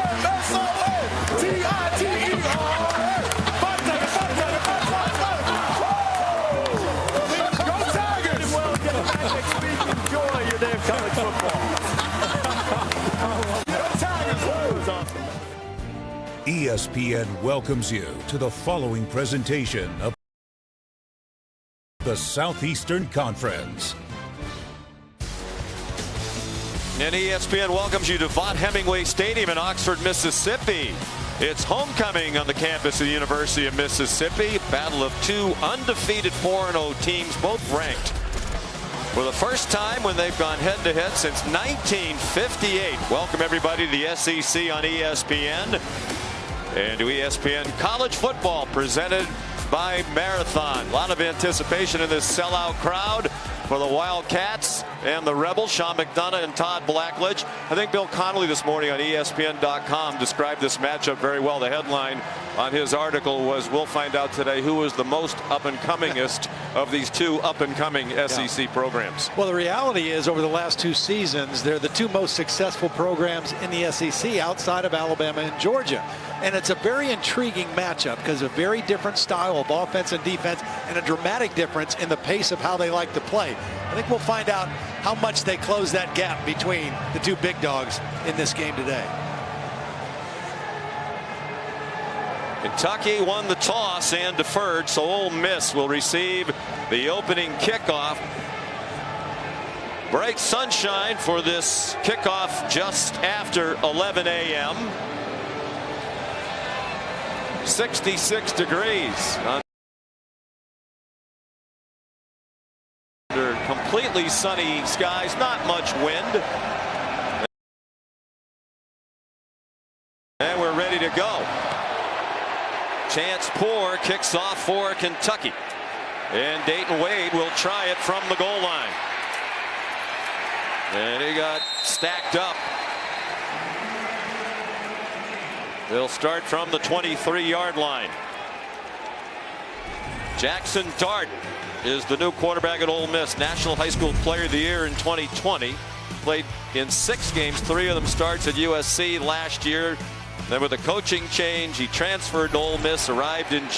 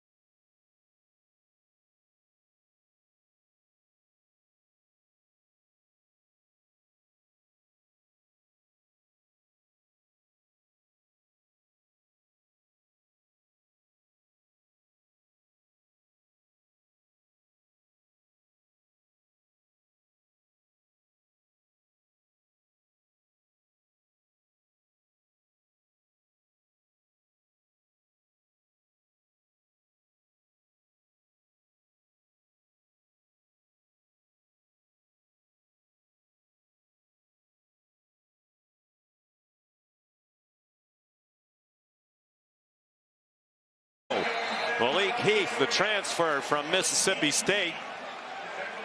They're going to go for it very quickly. Lane Kiffin goes for it on 4th down more often than any coach in the country over the last 2 years. 49 times last year. They're 5 out of 7 on 3rd down this year. They lined up to go quick to keep the same personnel on the field for Kentucky. Now they're looking to the sideline to get a different play, but there was movement, I think, up front. They kind of out-tricked themselves on that one. On the offense, 5-yard penalty, 4th down. David Smith is the referee, and now with 4th and 6, Lane Kiffin sends the punt team on. If you line up without substituting, they have to keep the same defensive personnel on the field. Then they tried to get the right call, and I think it was Michael Trigg, the tight end, who jumped. Lane Kiffin was given an earful to at the end of that play, because now at 4th and 6, they want to kick the football.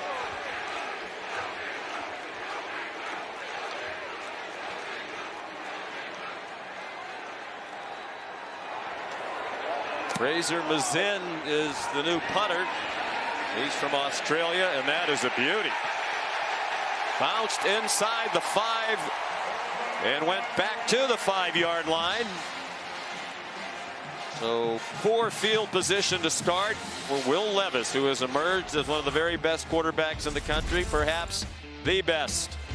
A backup behind Sean Clifford for a couple of years at Penn State, transferred to Kentucky for a chance to be the starter, won that job last year, and he's gone 14-3. Todd McShay has him the 3rd-ranked quarterback in next year's draft, behind C.J. Stroud and Bryce Young. Sean, I'm not so sure he's not the best, because he is really ascending. His best football is still way ahead of him. They toss it to Chris Rodriguez, his first carry of the year. They've been waiting for him to return, out for the first 4 games of the year for a suspension. The leading returning rusher in the Southeastern Conference. He rushed for 106 and change per game last year, 2,740 for his career. That is 6th in Kentucky history, 2nd in rushing touchdowns. He won't break that record. 48 is the record by Benny Snell. Well, but right away you see the difference he makes in this Kentucky offense. They have not run the ball well through the first 4 games. They've thrown it great, but the immediate presence of Rodriguez makes a huge difference for this Kentucky team. They've averaged only 2.4 per rush. Levis bobbled the snap, and he goes down a little bit short of the first down marker. Here's Molly McGrath. Well, during his 4-game suspension, running back Chris Rodriguez watched film every week, preparing as if he was going to play. He was involved in all of their team practices, showing up early, staying late, even coming in on the team's day off. He was working mostly on cardio, running up hills, pushing and pulling sleds. He said that he's never felt more ready physically for a season debut, and he ran up to the huddle. Cavassier Smoke tried to go out there. He pushed him out of the huddle. You can tell he's chomping at the bit to get on the field, guys. You got to believe he's going to get it here, too. You'd think so, although it's Levis, who's quite a specimen. Spends a lot of time in the weight room. He's every bit of 6'3", 232. And he got the first down. You mentioned Levis ascending. I saw there are 17 NFL scouts here today representing 12 teams. I saw a well-known scout who's been around the NFL for a long time. He said, I think by the time the draft rolls around, Levis is going to be the #1 pick, and I will be absolutely shocked if he's not in the top 3. Yeah, I would tend to agree. I saw most of those guys on the field before the game, watching him throw routes against air, and the effortlessness that the ball comes out is amazing. Play action pass in this pro-style offense. He launches it deep, has a man open, and it just did not connect.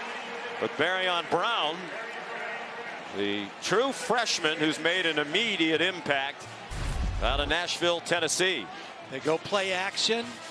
Good protection at first, and then you see, I mean, this is across the field, over the outside shoulder. He had separation from the defender, just a little bit too far for the freshman Barrion Brown.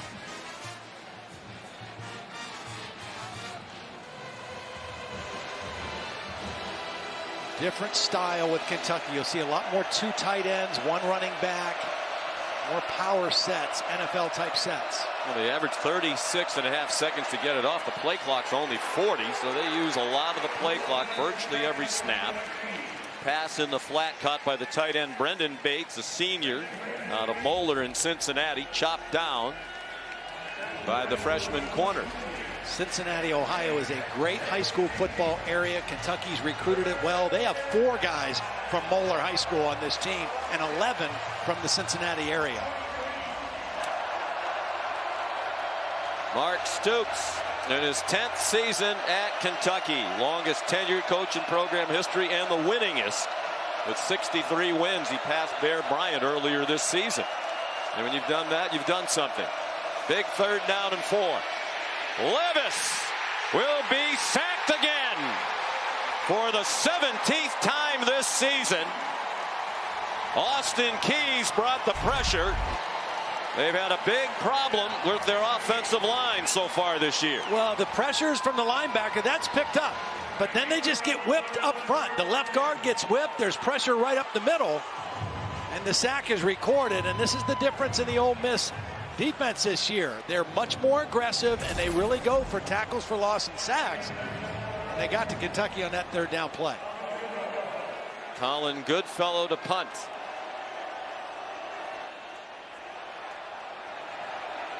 Three new starters on that Kentucky offensive line.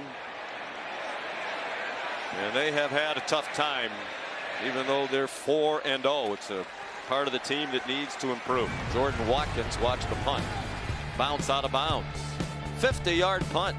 Jackson Dart in the Rebel offense. Back on the field when we come back to Oxford. She's not Kat Medina delivering pizza in her 2003 hatchback. She's Kat Medina, bringer of sustenance, provider of all things greasy and caloric. If you know, you know.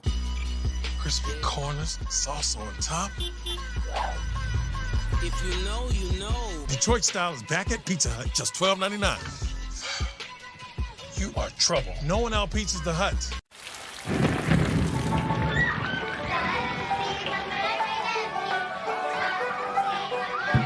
When you really need TV, count on Dish's 99% signal reliability any time of year.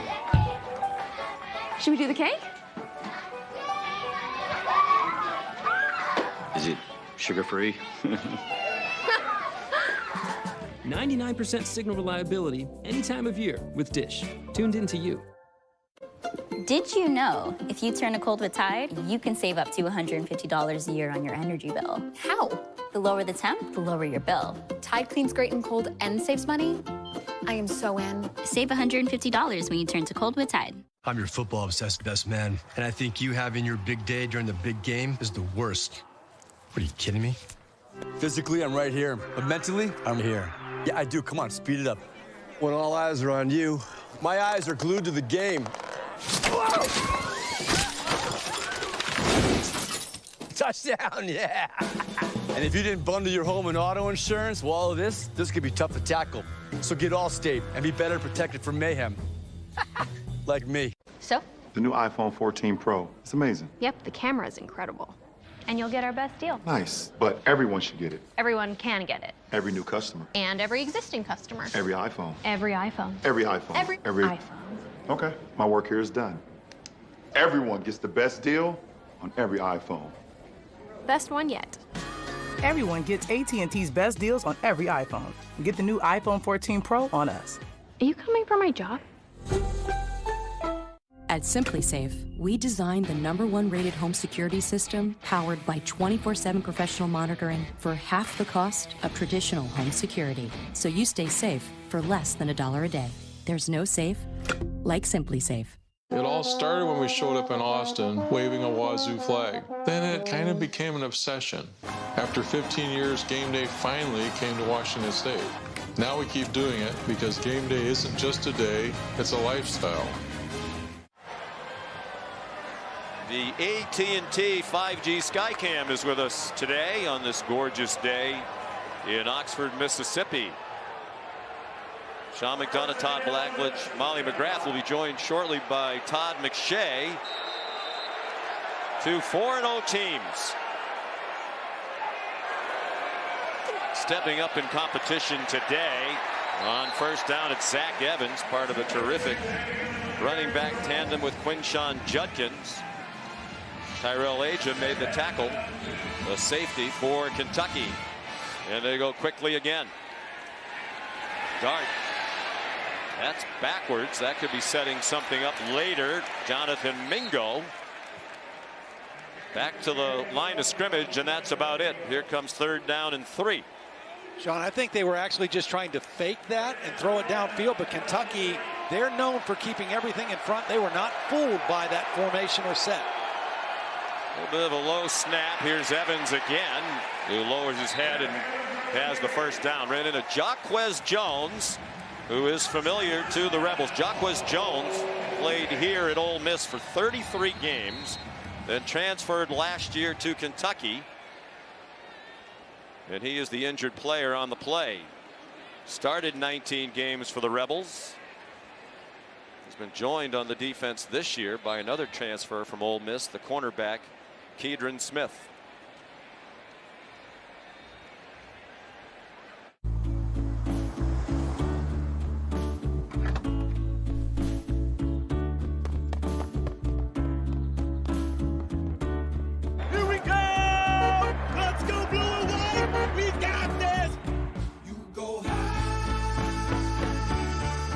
Marathon has the fuel to keep your engine running at peak performance, because you never know where life is going to take you.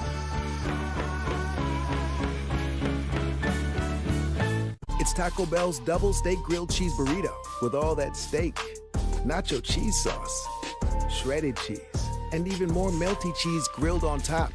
It's back, the double steak grilled cheese burrito, only at Taco Bell.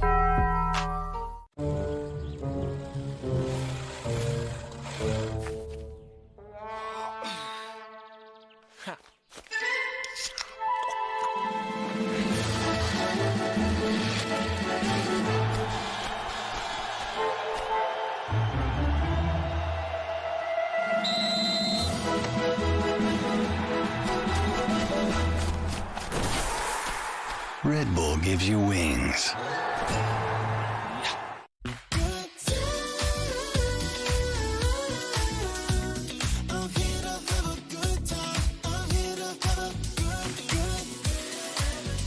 Fall faves made easy. That's totally Target. Took a while to get up here. We started out around 1959. Then we took a hard left in East Africa. A right at Baja. A 180 in the empty quarter. And that 65-degree incline at Hell's Revenge. But we didn't do all that just to get here. We did it to give you a truck that'll take you anywhere. This is the new Nissan. I've always loved building things. Not just structures and skyscrapers, but teams who make it all possible. After all, we wouldn't be where we are today without them. So we made sure that, like these buildings, their futures may also stand the test of time.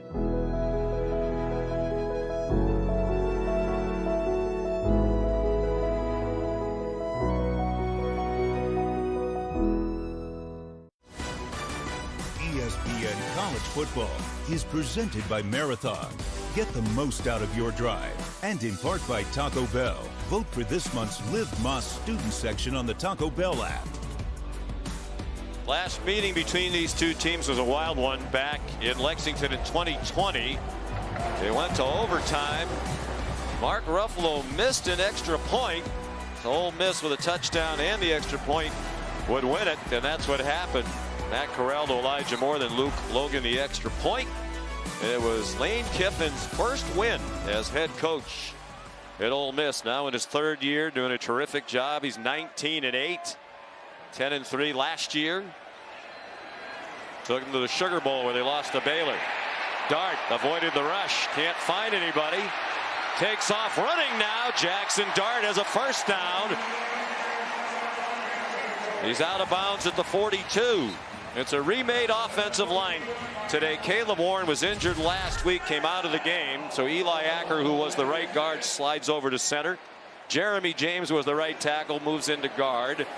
The left side remains as it's been, Williams and Broker, but Micah Pettis steps in at right tackle. They have two redshirt freshman tackles, which is a bit of a concern. They think they're talented.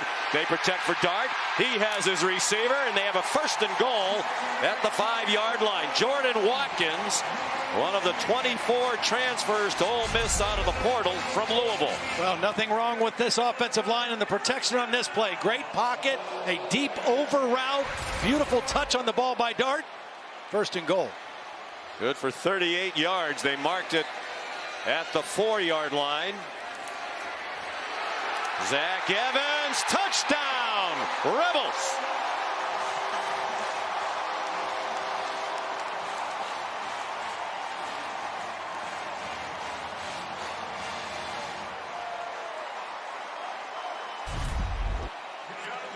They're just going to run inside zone. Now remember, Jaquez Jones is out of the game. That's the strength of their team. The inside linebackers, they ran right at the inside of the Kentucky defense. Good blocking up front, 2 plays in a row, and the Rebels with the first touchdown of the ball game. From Zach Evans, another one of those transfers from TCU. His 5th touchdown of the season in 5 games. Jonathan Cruz added the extra point. And Ole Miss first on the board, trying to win their 13th straight home game, longest home winning streak since the early 60s. And as we said a moment ago, we're delighted to be joined today here in Oxford by Todd McShay. Hi, Todd. Hey, Sean. You know, when you look online or you go on social media, everyone in the 2023 draft class are talking about who's going to be QB1. It's all about Bryce Young from Alabama and C.J. Stroud from Ohio State. But you talk to people in the league, Will Levis is very much in that conversation. In fact, I've talked to multiple teams that either have him as the number 1 quarterback or the number 2 quarterback in the class. What's most interesting to me, we've talked about all the physical traits that Will Levis has. The first thing that comes up in all of my conversations is the intangibles for Levis. How great he is in the weight room, how wonderful of a leader he is, how he's won everyone over in the building, everyone on campus, how hard he works. I had a scout tell me, I don't care what your grade is when the season's over based off of tape, it's only going to ascend when teams get around him, interview him, and get to know him. He's that special of a guy. It's hard to see what he's lacking. The physical skills, the leadership, as you said, all the intangibles. Rich Scangarello, the offense coordinator, said, I've enjoyed coaching him as much as anybody I've ever coached. Jonathan Cruz, the touchback, and I know Todd Blackledge, you're very high on this young man. Well, I really am. I mean, his ability in the pocket. Right on this play last week, he felt pressure. He knows he's got a free hitter. He hangs in there. He knows the middle of the field's open.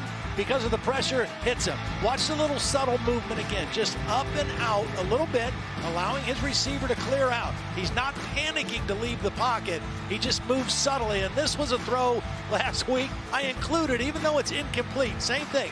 Moves to his left and then effortlessly flicks it all the way back to the other side of the field over the outside shoulder. It was his favorite throw of the season, too.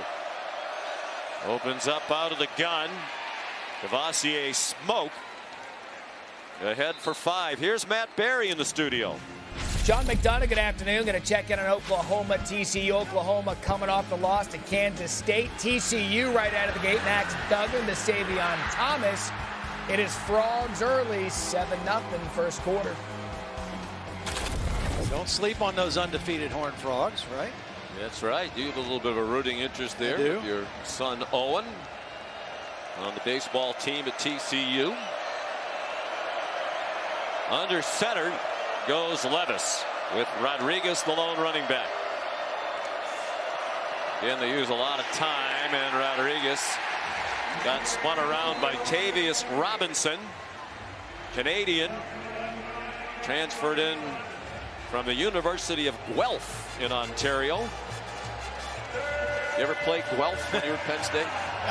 No, we never did.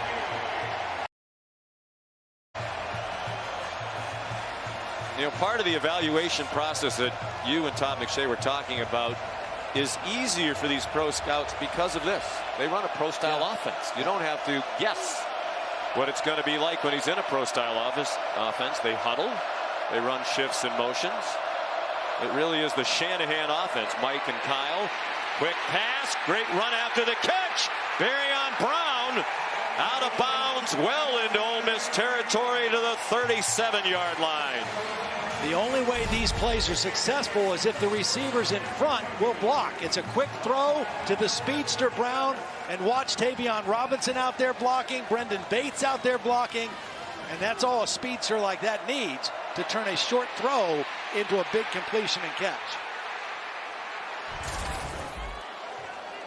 Brown had 4 catches last week in their win against Northern Illinois for 102 yards and 2 touchdowns. Little hesitation. There's the powerful run of Chris Rodriguez. Rich Scangarello told us, I don't think we've broken more than 1 or 2 tackles all season long. Rodriguez will break them. You know, coming into the game, he had 417 career carries, and only 13 of those had gone for negative yardage. He's a big downhill runner, and he's always going to fall forward for an extra yard or two. He doesn't have the flashiest runs, but boy, is he is effective and powerful. He got 7. Here's 2nd and 3 from the 30. Ole Miss up 7-0. Rodriguez again. We asked him to describe his style, Todd. He said, I'm a downhill runner, power back, and boy, was that on display on those 2 rushes. Yeah, and watch now. He sees the blitz coming. I mean, this is an unblocked guy, but watch Rodriguez see it, feel it, and just step right inside of that tackle and turn it forward for several yards. That's good. Darius Tennyson was up from the secondary at the line of scrimmage, who couldn't get Rodriguez down. He's the 2nd leading rusher last year in the SEC, behind Tyler Beatty of Missouri, 12th in the nation. Lassier Smoke comes in for him. Kentucky on the move. Smoke looked like he had a pretty good hold there on the left, didn't get anything out of it. Banged down by Austin Keys. So Kentucky, it's very interesting because over the last several years, they've been a really good running football team. Really good offensive lines, really good backs. This year, a little slow starting running it, partly because of some of the offensive linemen they're missing, partly because Rodriguez has not been there. They've leaned more on Will Levis throwing it, but that's led to more quarterback sacks as well. The offense now looking for more balance with Rick Scangarello. He was the quarterback coach last year with the San Francisco 49ers. Screen pass, they had it well set up, and Smoke dropped the ball. Smoke was trying to smoke somebody first before he caught the ball. He was already, he knew it was set up. He was ready to look downfield and make a big play and maybe find the end zone, and just didn't do first things first. You got to catch it first. The 3rd down and 9. They are in field goal range with under 3 minutes to go in the opening quarter. I would expect pressure from Ole Miss. Chris Partridge, I mean, he knew that the best chance they were going to have today is if they could get to Will Levis, knock him around, make him uncomfortable. Ton McClain is the running back. Levis throws incomplete, trying to get it to McClain out of the backfield. Really good job by Troy Brown. The inside linebacker had eyes on the quarterback and closed quickly and knocked that ball away. They brought 1 extra rusher. That left Troy Brown right in the middle of the field, and he just read the quarterback the entire way. He could have gone either side, wherever Will Levis was going with the football. But here's Matt Ruffalo. 6th and final year of eligibility. 39-yard field goal attempt from right between the hash marks. And that kick is no good.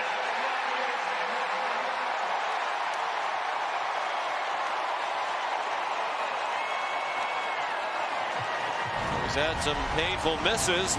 Showed you the missed extra point. That was the difference in the lost Ole Miss in 2020 in Lexington. Lane Kiffin celebrates his squad up 7-0.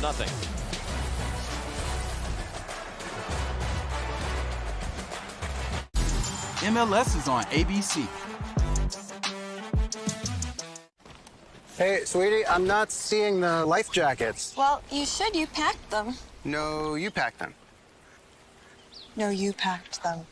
You said I won't forget to pack the life jackets. I won't forget to pack the life jacket. I'm sorry, I have to challenge that. Well, you do have one left, so.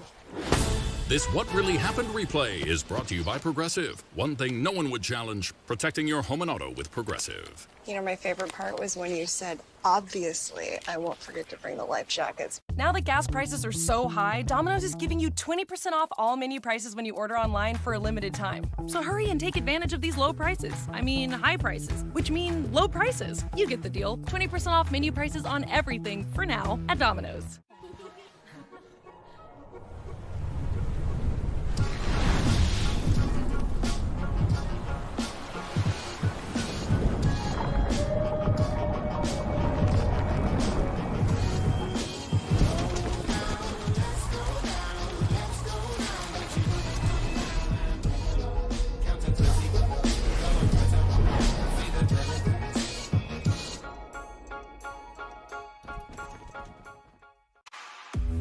Google Pixel 6a, a smarter phone for a smarter price, powered by the Google Tensor chip. So your camera can see in the dark with Night Sight. Fix your photos with Magic Eraser. Photograph all skin tones accurately with Real Tone. And last up to 72 hours with Extreme Battery Saver. It's all you want in a phone. Google Pixel 6a. Switch it up and get the all-new Google Pixel 6a. Take an afternoon break to see your next home. Or maybe the evening is better. Or maybe right after coffee. With flexible and easy ways to start scheduling a tour, there's no place like Zillow. I got this mountain bike for only $11. DealDash.com, the fair and honest bidding site. This KitchenAid mixer sold for less than $26. This iPad sold for less than $43. And this PlayStation 5 sold for less than $1. I won these Bluetooth headphones for $20. I got these 3 suitcases for less than $40. And shipping is always free. Go to DealDash.com right now and see how much you can save. When we started our business, we were paying like an arm and a leg for the postage. I remember setting up ShipStation. I think it was just like 1 or 2 clicks. Everything was up and running. I was printing out labels and saving money. ShipStation saves us so much time. It makes it really easy and seamless. Pick an order, print everything you need, slap the label onto the box, and it's ready to go. Our cost for shipping, like, were cut in half, just like that. ShipStation, the #1 choice of online sellers. Go to shipstation.com/try and get 2 months free.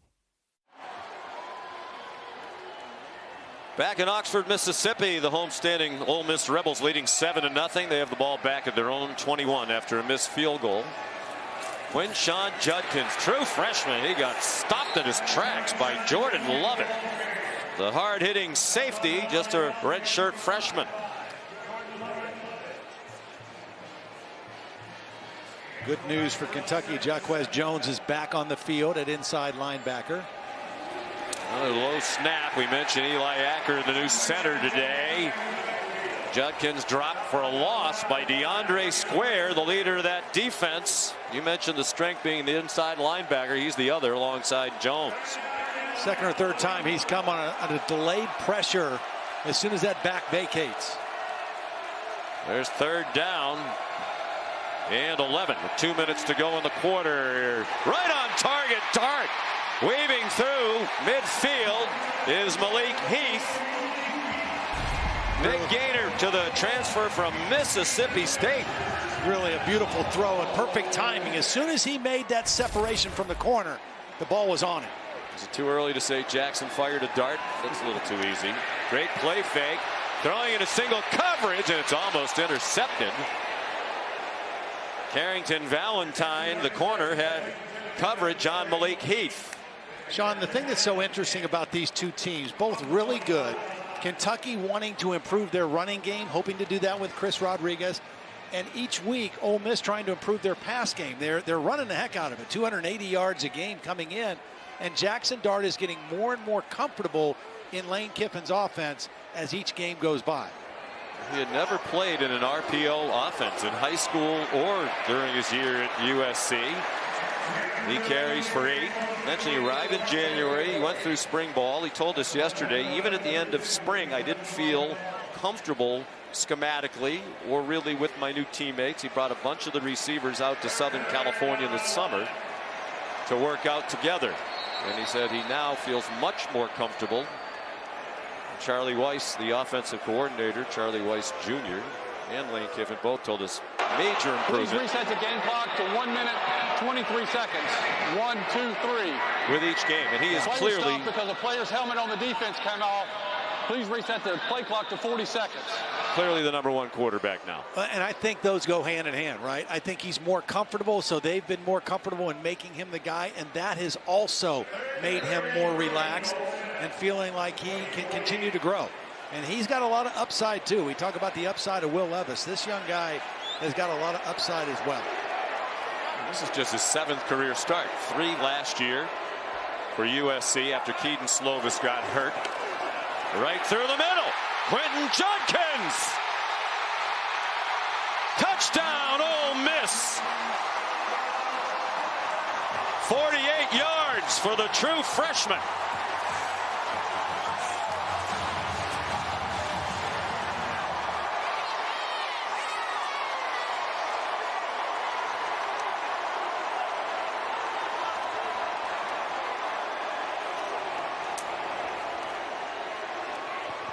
His 6th rushing touchdown.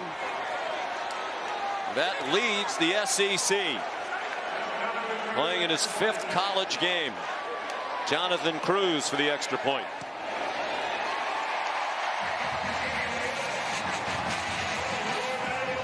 Sean, you mentioned the changes to the Ole Miss offensive line. Watch Micah Pettis, the right tackle, cave in here, and then the tight end come over and get the perfect kick-out block, Casey Kelly, and then it was off to the races for Judkins.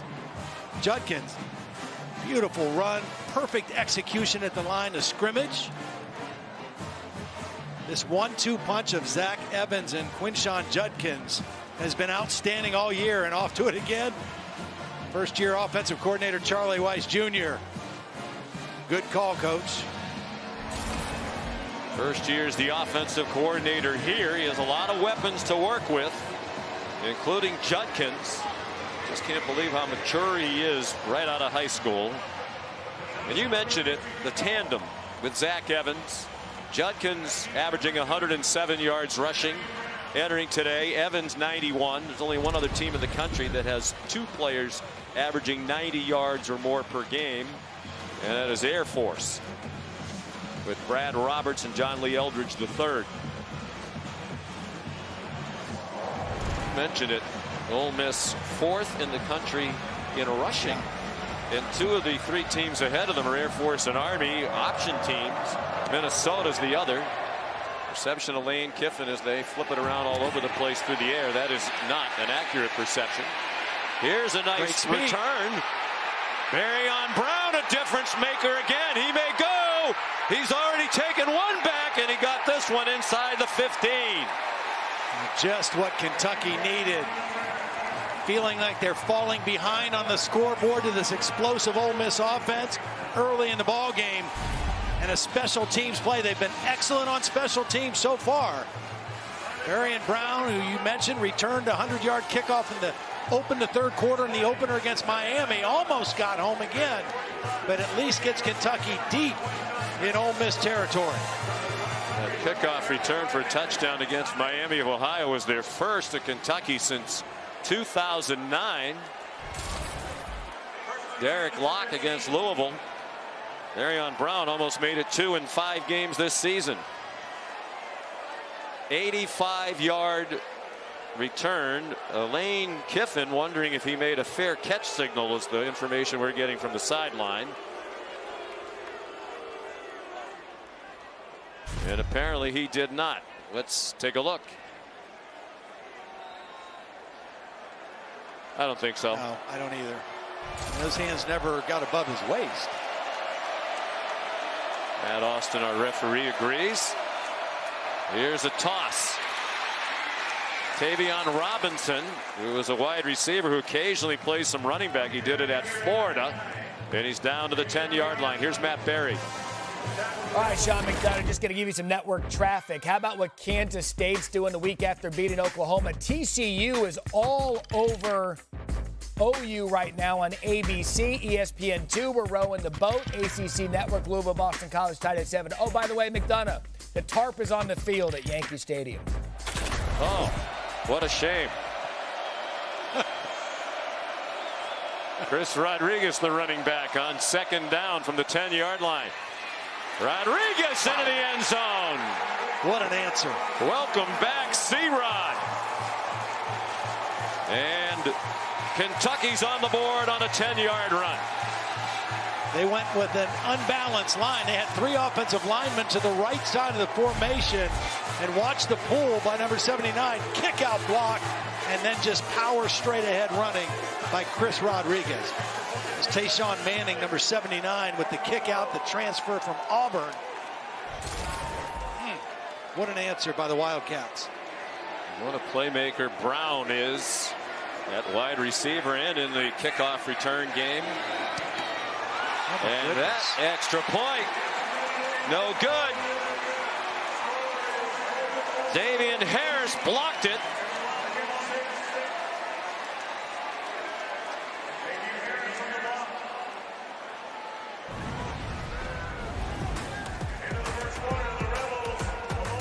So problems to start the day for Ruffalo missed field goal, now a blocked extra point.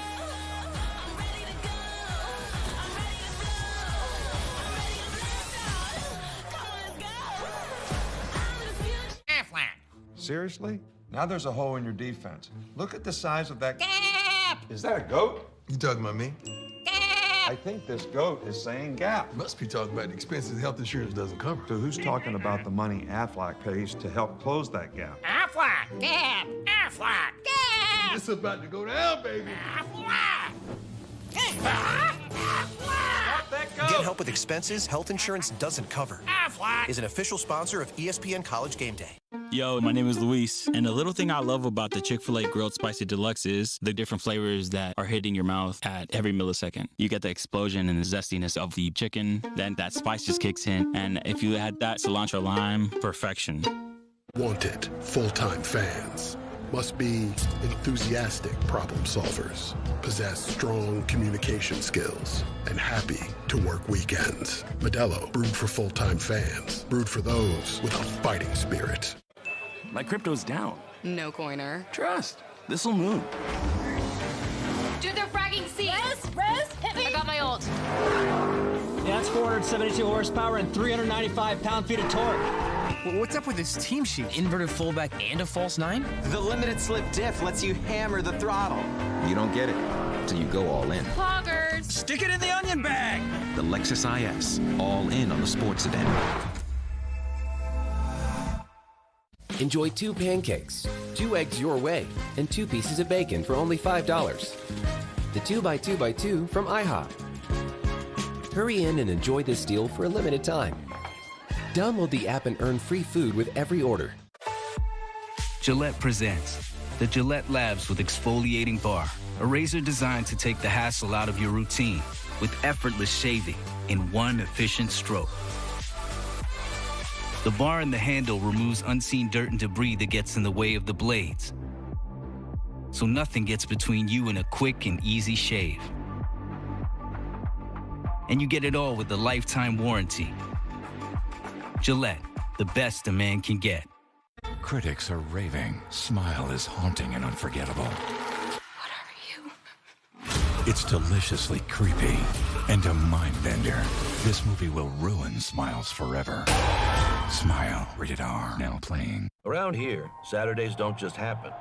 Saturdays are in the details. It takes the X's, the O's, and the T's. The bounces, the flips, and the flights. The bulldog, the bear, the beads of sweat. It takes this moment and this moment.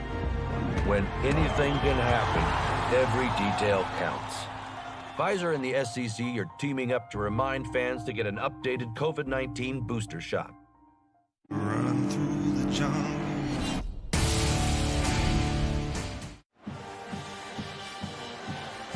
We're back in Oxford, Mississippi. Still morning here, so it's our weekend wake up. Brought to you by Wendy's Breakfast.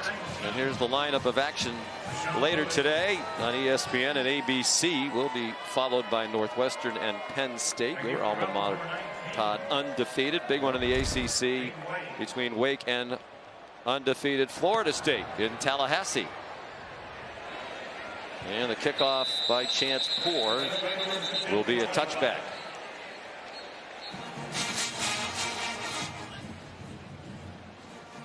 You know, Ole Miss has been off to a great start, and one of the things they've done, they are fast starters. I mean, they have been in the first half really dominating their opponents. Plus 88 in the first half. Kentucky not as fast starting, but really good finishers. Ole Miss off to another fast start, already over 100 yards rushing in the football game. Better balance with their pass game. Ole Miss on offense. Jackson Dart handed it off to Quinshon Judkins, and he got taken down by the former Rebel Jaquez Jones. Gain of 9. Kentucky plays a 3-man front, and they're just kind of caving in those 3 defensive linemen right now. Judkins just enough for the first down. There's Brad White. What a terrific job he's done as the defensive coordinator. since 2019. He was on the staff as a linebacker coach in 2018. They've done a good job of limiting explosive plays. That's a concern. Dart just lofts it up for Malik Heath. He runs under it. Oh, my goodness. And he made the catch in bounds. This is a brilliant play by Jackson Dart, because he's basically throwing this away, but he throws it in a place where only his guy can make a catch. But it doesn't look like Malik Heath was able to hold on to it. It was still an incredible play by Dart. The officials conferred and ruled it incomplete after originally signaling complete. I mean, it's an amazing play first to avoid the sack and the negative yardage play, because Kentucky gets good pressure. Now he gets rid of the ball. He's strong enough in his arm to get the ball to the outside of the field, and should have been caught. Should have been a completion to Malik Heath.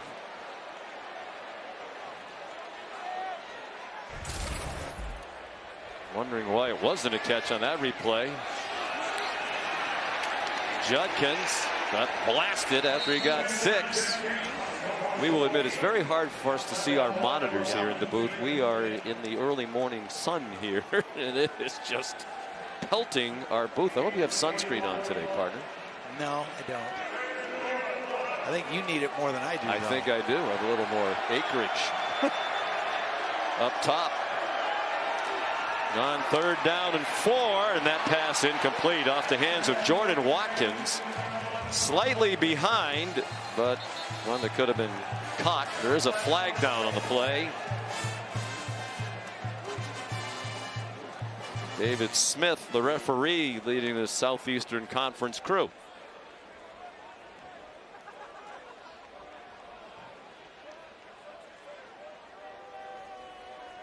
Pass interference on the offense, number 11. That penalty is declined. 4th down. We're looking over to Mark Stoops. He's going to set up 4th down and 4. Yeah, here we are. If we step back a little bit, we can get in the shade, but for the most part, when the game started, it was even tough to tell who's on the field. But what it's lacking in sun protection, it's also lacking in space.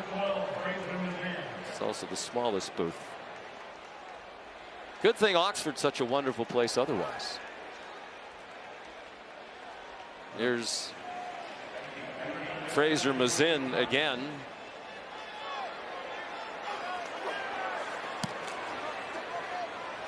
Grew up playing Australian rules football in Brisbane. First one got downed inside the 10. They might have waited a little too long. And they're going to mark it at the 1-yard line. They timed it perfectly. Kentrell Bullock down there. When you take a look at the progressive pylon cam, the ball outside.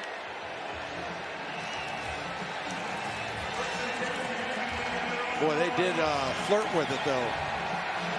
And I'm sure they're taking a close look at this. If he didn't flip it back before he stepped into the end zone, though, that's the issue here. Well, let's bring in Matt Austin. Matt, what do you think? Yeah, Sean, here's the rule. The minute the kicking team gains possession of the ball, it's dead. He can't advance it. So the minute he got both hands in firm control, he didn't have to toss it back. He didn't have to keep it out of the end zone. He just had to possess it in the field of play, and it's dead there. They're going to consult with Ken Switzer in the replay booth. And as they do, we'll step aside. 13.5 to go till halftime. Ole Miss up by 8.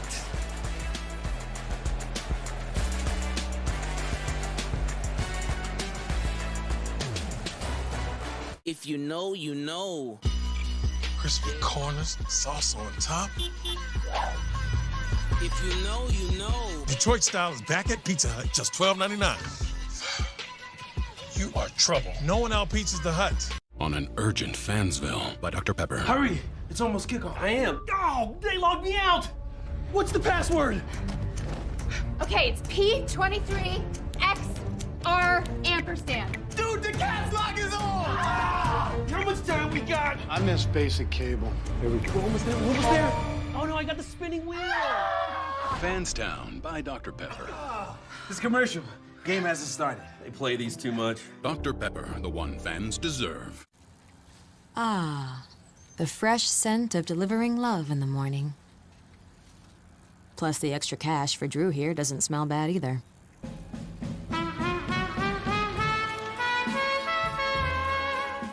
Welcome to Independence. You know, people here, they're all running from something. Is something rattling you? My husband was killed. Who killed him? The new sheriff. You asked me if I was staying here for revenge. Maybe it's justice. Walker, Independence. New series coming soon, only on the CW and the CW app. Better run through the jungle. Playoff baseball, man. There's nothing like it. 8 teams, 4 series, best of 3. It's about to get wild. Are you over the age of 50 and considering buying an annuity in the next 60 days? I have some important news for you. Don't buy an annuity until you understand the pros and cons of annuities. Call now for this free book on maximizing your income in retirement. Annuity Do's and Don'ts for Baby Boomers from leading financial firm J.D. Mellberg. That's right, free. This book reveals little-known truths about annuities in simple-to-understand terms. Grab a pen right now, because we're about to offer you this free book that unlocks the 5 little-known truths we believe baby boomers and seniors should know before buying an annuity, and it's free. Call 800-354-6149. As a bonus, we'll also throw in a free annuity rate report.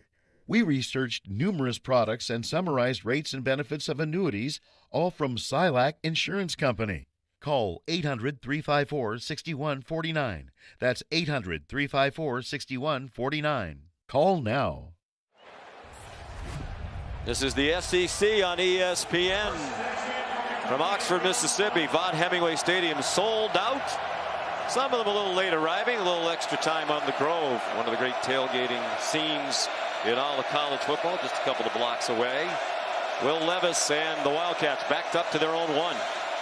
Chris Rodriguez, the tailback, already had a big impact in his first action of the year.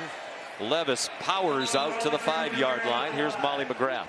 Well, Kentucky coaches were really hard on their offensive line until that last touchdown drive. Before the drive, O-line coach Zach Yenser told his guys, Will's getting hurt out there. You need to do a better job of protecting him. And then O-linemen complained about the silent cadence they were using. So Levis came over and said, we're switching from a silent cadence to a verbal cadence, hoping for better communication. And so far, it's working, guys. Well, they've struggled to block, as we said, 2.4 per rush. There are only 131 teams in FBS football. And they're near the very bottom of college football in sacks allowed as well. Plenty of time for Levis that time. He swung it out wide.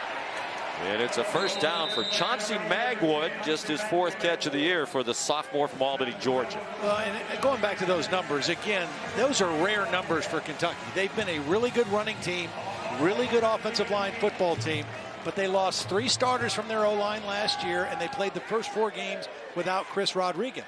So it's a work in progress, and already they're running the ball much better today than they have so far. They had 2 offensive linemen from last year drafted in the NFL. Luke Fortner, the center, 3rd round by Jacksonville. Darian Kennard, the All-American tackle by the Kansas City Chiefs. Out wide and in trouble. Rodriguez dumped by Ladarius Tennyson. Transfer from Auburn, where he was primarily a special teams player. Well, this is a missed block by Jordan Dingle, number 85. That's his man. I mean, he's assigned to block on the edge, and he just whips. And it's a nice play by Tennyson for a loss of yardage play, but a poor effort by Dingle on the block.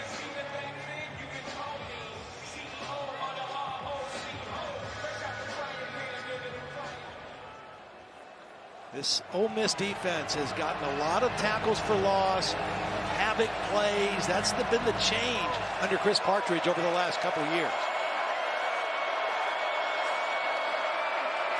Levis had time, now running out of it, and he goes ahead to the 11-yard line.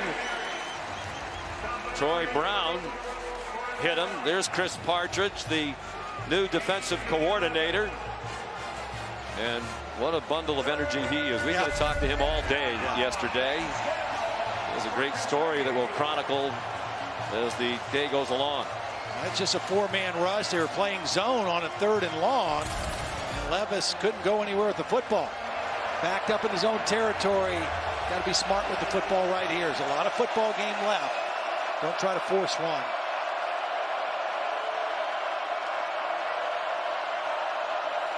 They bring some pressure. Levis back toward the end zone, gets it off. Tavius Robinson, the hit, incomplete for now, but here comes the flag. They're going to have intentional grounding in the end zone, and that's going to be a safety, I believe. The intentional grounding, he didn't leave the tackle box, and the ball didn't cross the line of scrimmage. Number 7 on the offense. A foul occurred in the end zone. Results in a safety.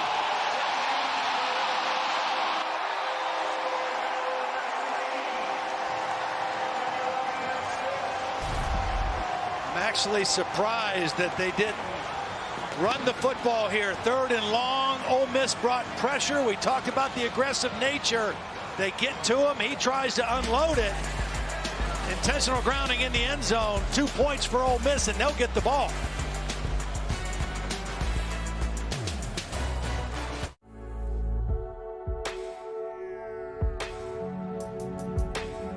Luxury exemplified.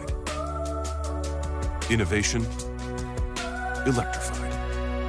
With Apple Music seamlessly integrated. The all-new, all-electric EQS SUV from Mercedes-Benz.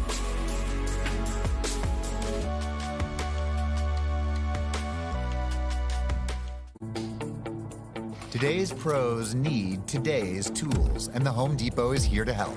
With job site delivery to keep you on site and on schedule, and equipment rentals to make sure you can take on any job. Plus, when you join Pro Extra, you'll earn perks on every dollar you spend. Earn perks 4 times faster when you join. Register and use your Pro Extra credit card. New tech, new tools, new ways to grow your business, all at the Home Depot. How pros get more done. Let me show you something. Let me show you something. It's a good life. It's a good vibe. It's a good time. Yo, let me show you something. Yo, let me show you something. Yo, let me show you something. Yo, let me show you something.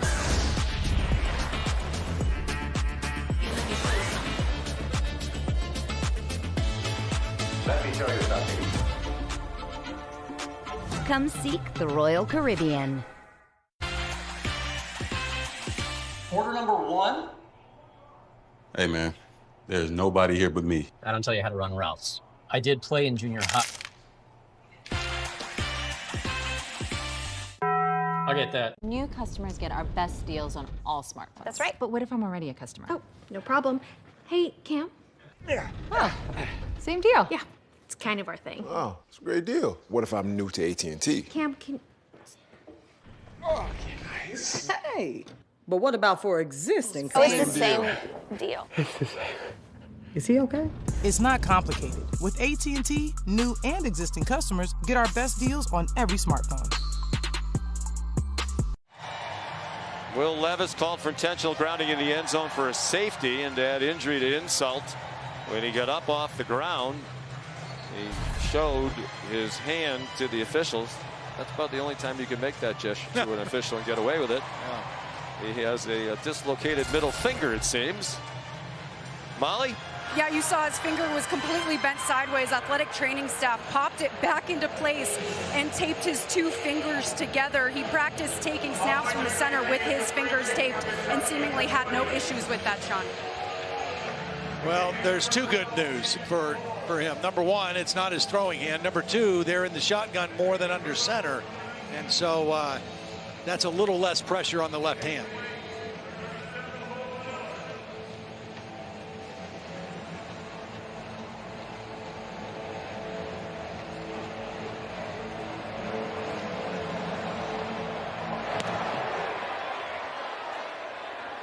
Here's the kickoff down the point.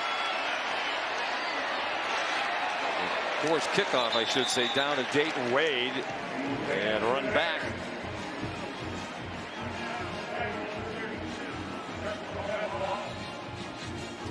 They're going to start with good field position out near the 37-yard line. Talked about Jackson Dart and just him growing in this offense each week, each rep. Last year at USC played in an air raid offense. Graham Harrell was the offensive coordinator. There were no RPOs. There were not the play action game that he has. They didn't play quite the same tempo. A lot on the quarterback's plate in this offense, and he is, again, just getting more and more comfortable with each rep. Good play fake going long for Heath, and a little too long. We spoke with Jackson Dart yesterday about his trip here. He said, originally he didn't want to leave USC at all when the coaching change was made. When Lincoln Riley came from Oklahoma, he hoped he would stay and be a quarterback. But once it was obvious to him that Caleb Williams was coming too, with Lincoln Riley, he decided it was time to go somewhere else. And he wanted to come to the SEC for a variety of reasons, to play against the best competition, in his opinion. And to work with Lane Kiffin. Dart taken down there by Jordan Wright. He said he really appreciated that Lane Kiffin has worked with quarterbacks of a lot of different styles and made all of them better, in Jackson's opinion. Yeah, he's very adaptable to what the skill sets are. Develops quarterbacks in different ways, and he's done a nice job with Jackson Dart. On third down, he's on target again. Malik Heath down to the 35-yard line. Boy, he's thrown some beautiful balls today. Nice job of protection. And Malik Heath, 24 transfer portal guys, but you don't see too many guys go from Mississippi State to Ole Miss. Or the other way around either. Or the other way around. We asked some of the sports information people here at Ole Miss, do you remember anybody else who's done that? One side of the Egg Bowl to the other, and they couldn't. Malik said his mom was worried about the transfer more than anything else. Down the seam. Bad throw by Dart. And it's incomplete. Tyrell Agent had a great chance to pick it off. They had double coverage, but he couldn't hang on in the secondary. Yeah, this should have been an interception, because that was a poor decision to throw the ball down the middle of the field with that much air under it with a middle safety. Agent had a beat on it, and credit Mingo for just colliding and making sure the ball got knocked out. But that should have been an interception. On the handoff, straight ahead, Zach Evans. Transfer from TCU, taken down by DeAndre Square. 3 years a captain on the defense for Kentucky. Talked about Lane Kiffin liking to go for it on fourth down. This part of the field, he's probably already told Charlie Weiss Jr., we're going for it on fourth if it's 4 or less. So you don't have to throw it on this third down play if you don't want to. Lane very good at letting Charlie know where they need to get to go for it on fourth down. Dart very close to the first down at the 25-yard line of Kentucky. They caught Kentucky in an inside blitz. Both inside backers were coming in the A gap, and they ran that ball outside. Good decision to keep it by Jackson Dart. Got a generous spot. They gave him the first down. Evans, the running back now. Another low snap with the new center in there. It's Evans ahead for a couple. Yeah, most of the snaps have been low. And one of the reasons, Sean, again, this is an odd front defense. So there's a nose guard right over top of the center, and that makes centers a little more nervous, particularly a guy who has been playing guard up until today.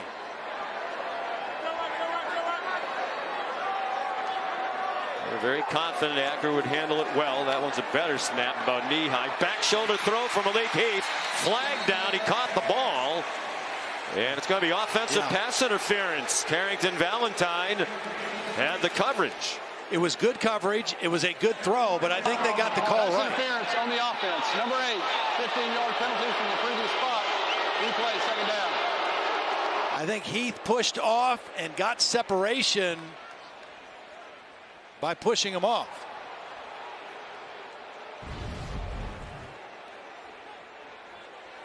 We mentioned Heath wanted to come here, but it was his mother who said, are you going to be able to handle the fan abuse when you go from one side of the Egg Bowl to the other? The league finally convinced her this was the right place. It's a big change for him. He was playing that air raid. He said there, most of my routes are 5 yards. Sometimes you're behind the line of scrimmage. Here it's a lot of deep down the field on the passing tree. He thought it would help make him a better receiver. He's been an immediate impact player. Dart deflected and incomplete. Wow. They had Batted down by Jordan Wright. They had Mingo open behind the linebackers. Probably would have scored. Had that ball not been deflected, Mingo would have scored a touchdown. Just a little more air under that by Jackson Dart, and he's got a touchdown throw. It's third down and very long. 23 yards to go. Midway through the second quarter, Ole Miss already up 16-6. Probably not a field goal try from here. Sidearm throw and a juggling catch made by Casey Kelly, the younger brother of the former Ole Miss quarterback Chad Kelly and the nephew of Jim Kelly. There's a flag down. Yeah, it's going to be holding on the best offensive lineman, Nick Broker. On the offense, number 64. A penalty is declined. Fourth down. Justin Rogers, defensive tackle, had a great rush, and Broker, who is the best up there and the most veteran, experienced guy, got caught with the hold. Decision for Lane Kiffin. It's fourth and a mile. A mile, but he loves to go for it on fourth down. They have an analytics book that a member of the staff keeps nearby. And he said most of the time he goes by it, but sometimes you have to go by your gut and how the game's going. Well, they're going to try a field goal. I was going to say your punter's been doing a great job of pinning them back, but twice now you're going to try Cruz. Yep. But Cruz has the leg, and Lane has seen it firsthand. He's a transfer from Charlotte. He's twice kicked a 56-yarder in his career. This is 53. Breeze really not a factor. He got plenty of leg on it, and it is good.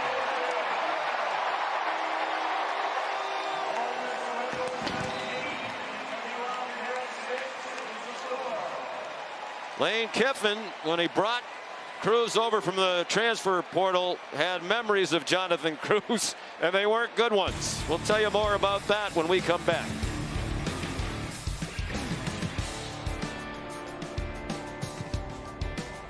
I'm the captain of the Pee Wee football team. We may be small, but we are mighty, annoying. And you are so tired from playing defense against us that your focus is about to ride the bench. Woo! Go, go, go. Thanks, Mom. Bye. Come on, come on. And if you have cut rate car insurance, then not even a Hail Mary will save you from paying for this. So get Allstate and be better protected from mayhem, like me. Awesome. At Chipotle, our garlic guajillo recipe brings a whole new dimension to steak. Our most tender cuts, hand-seasoned and grilled fresh, mixed with garlic and guajillo peppers, finished with fresh lime and cilantro. All new garlic guajillo steak. It's a whole new dimension of flavor. We're surprising Twisted Tea superfans with a Twisted Tea drop. Twisted Tea tastes like real iced tea because it's made with real brewed tea and 5% alcohol to kick off your game day. Twisted Tea Hard Iced Tea. Keep it twisted. Oh, your granddaughter's going to love that when she graduates from boot camp. Only has 3 weeks left. She's a third-generation sailor. Sailor? Make sure she joins USAA. They have auto, home, renters, life insurance. They even have a bank. Oh, my family loves USAA. We've been members for 40 years. But you can keep trying, though. How long have you been working on that? A while. USAA. It's for the military community and their families. Alice loves the scent of Gain so much, she wished there was a way to make it last longer. Say hello to your fairy godmother, Alice, and long-lasting Gain scent beads. And now, get $10 back when you spend $30. That's a seriously good deal. This year, Prime members get holiday deals before anyone else, which means you're kind of a big deal. The Prime Early Access Sale on October 11th and 12th, only for Prime members.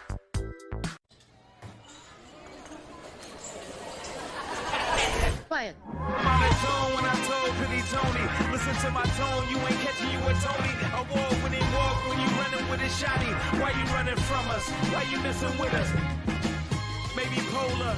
You ain't ready, ready, roll up. Pull up machete, cut the bamboo paper. Let's roll out, baby, loud. Frankie.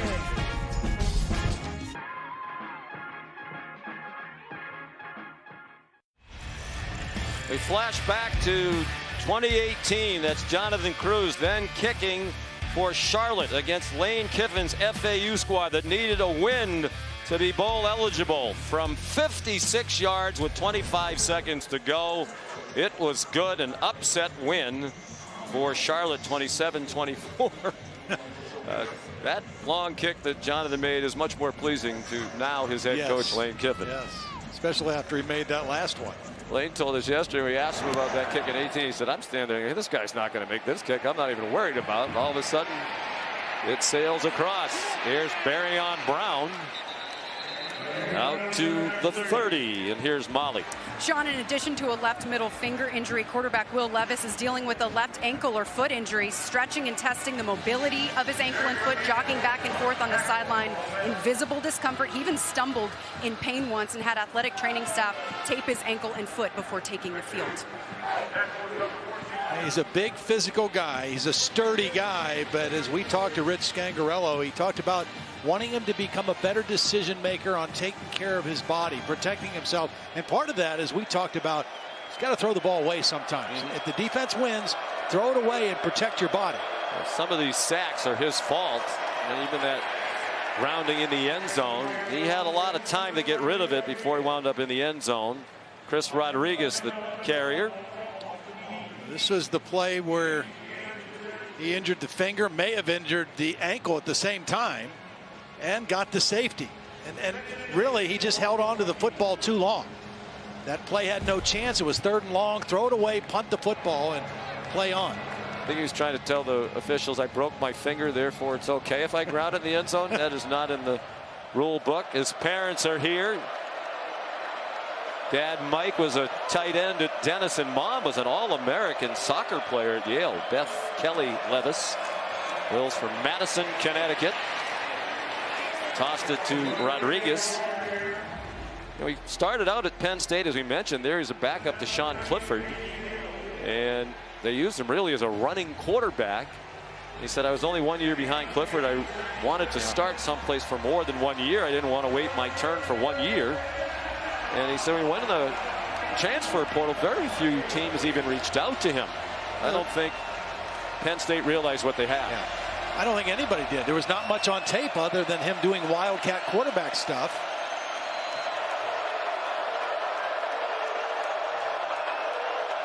Comes into this off back-to-back 300-yard passing games. Rodriguez. First down. Here's Matt. All right, checking you in on Kendre Miller, TCU. Sonny Dykes has those Frogs playing some ball early on. 27-10. Frogs over the Sooners early second quarter. Wow. Yeah, Sonny Dykes went over and beat SMU, where he came from a week ago, and now with a nice lead over Oklahoma. And the honeymoon is about to end for Brent Venables in Norman. Already one surprising loss for them. On the end around, the handoff to Isaiah Cummings. Great call by Rich Scangarello, and a big gainer into Ole Miss territory to the 32. They were lucky to make this exchange. Watch, they almost didn't get the handoff. It was late. Levis was able to stick it in the belly, and it was a great call, as you mentioned. And Kentucky on the move. They still need to find a chunk play in their passing game. Off of play action, get some of these wideouts involved. We haven't heard Dane Key. We haven't heard Tavion Robinson. A 23-yard gain. First time Cummings has touched the ball this year. Jaton McClain, they weren't sure he'd play due to injury. He's been in there, particularly in pass protection. He got 5. Time for the Aflac trivia question. Kentucky 7th in the AP poll. When was the last time they were ranked higher?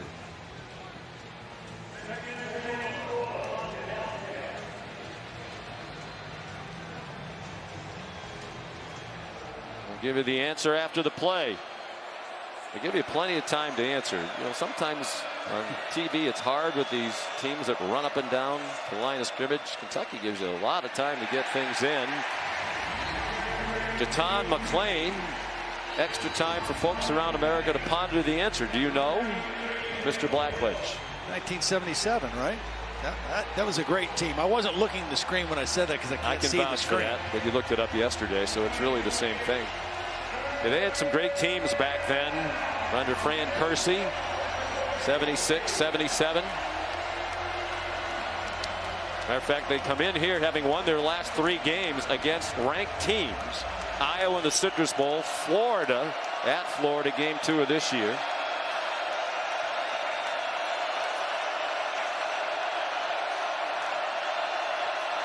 Trying to beat another ranked opponent on its home field. Short set by Levis. Short pass and a first down.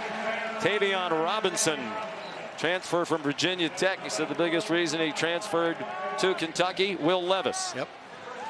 I'll go somewhere where there's an NFL first-round quarterback. Get me the football. And a nice job of Kentucky and Will Levis not panicking. The difference between these two teams, they're both undefeated. They both have looked really good. Kentucky has a better resume because they have a better win, an SEC win against Florida in the Swamp on the road. They were down in the first half, and they shut Florida out in the second half for the win. Levis sets up the screen. Rodriguez has blockers. Chris Rodriguez, a difference maker, down to the 5-yard line. First and goal, Kentucky. J.J. Pegues.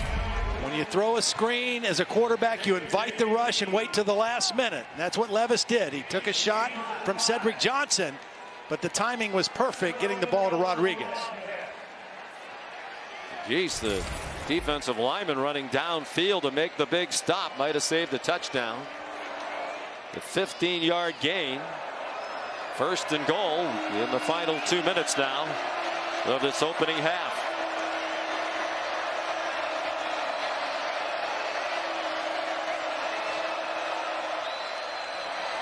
They fake to Rodriguez. They flip it to Robinson.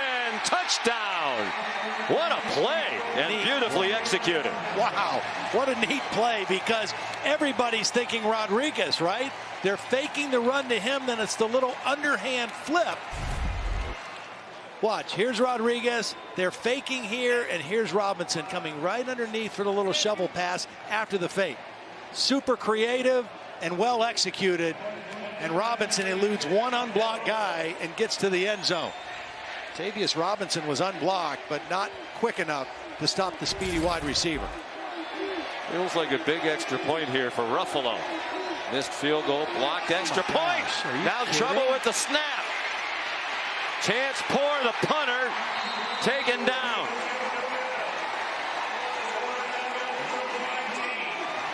Mark Stoops told us yesterday, outside of a couple snaps, our special teams have been great. They haven't been great today other than the kickoff return. Another failed extra point attempt. This is not a drill. For a limited time at Domino's, get 20% off everything at menu price when you order online. Pizza, 20% off. Specialty pizza, 20% off. Anything that's not pizza? Yep, you know the drill. Except it's not a drill. It's 20% off everything. Only at Domino's. Guys, I got a game today. I need a ride. But it's only Saturday. Exactly. Oh, yeah. College kid. Who took my helmet? Ready. Where are my socks? I need more club. Have you seen my pads? Fashion. I'm coming, Baker. So where are we headed this week? Texas. Texas. Road trip. Being the best takes hard work. It takes early mornings, planning, precision, sweat, sacrifice, and teamwork. That's why Old Dominion Freight Line, the #1 national LTL carrier for quality, works hard to be the best in the game and is proud to support those striving to be the best in their game. Old Dominion Freight Line, helping the world keep promises.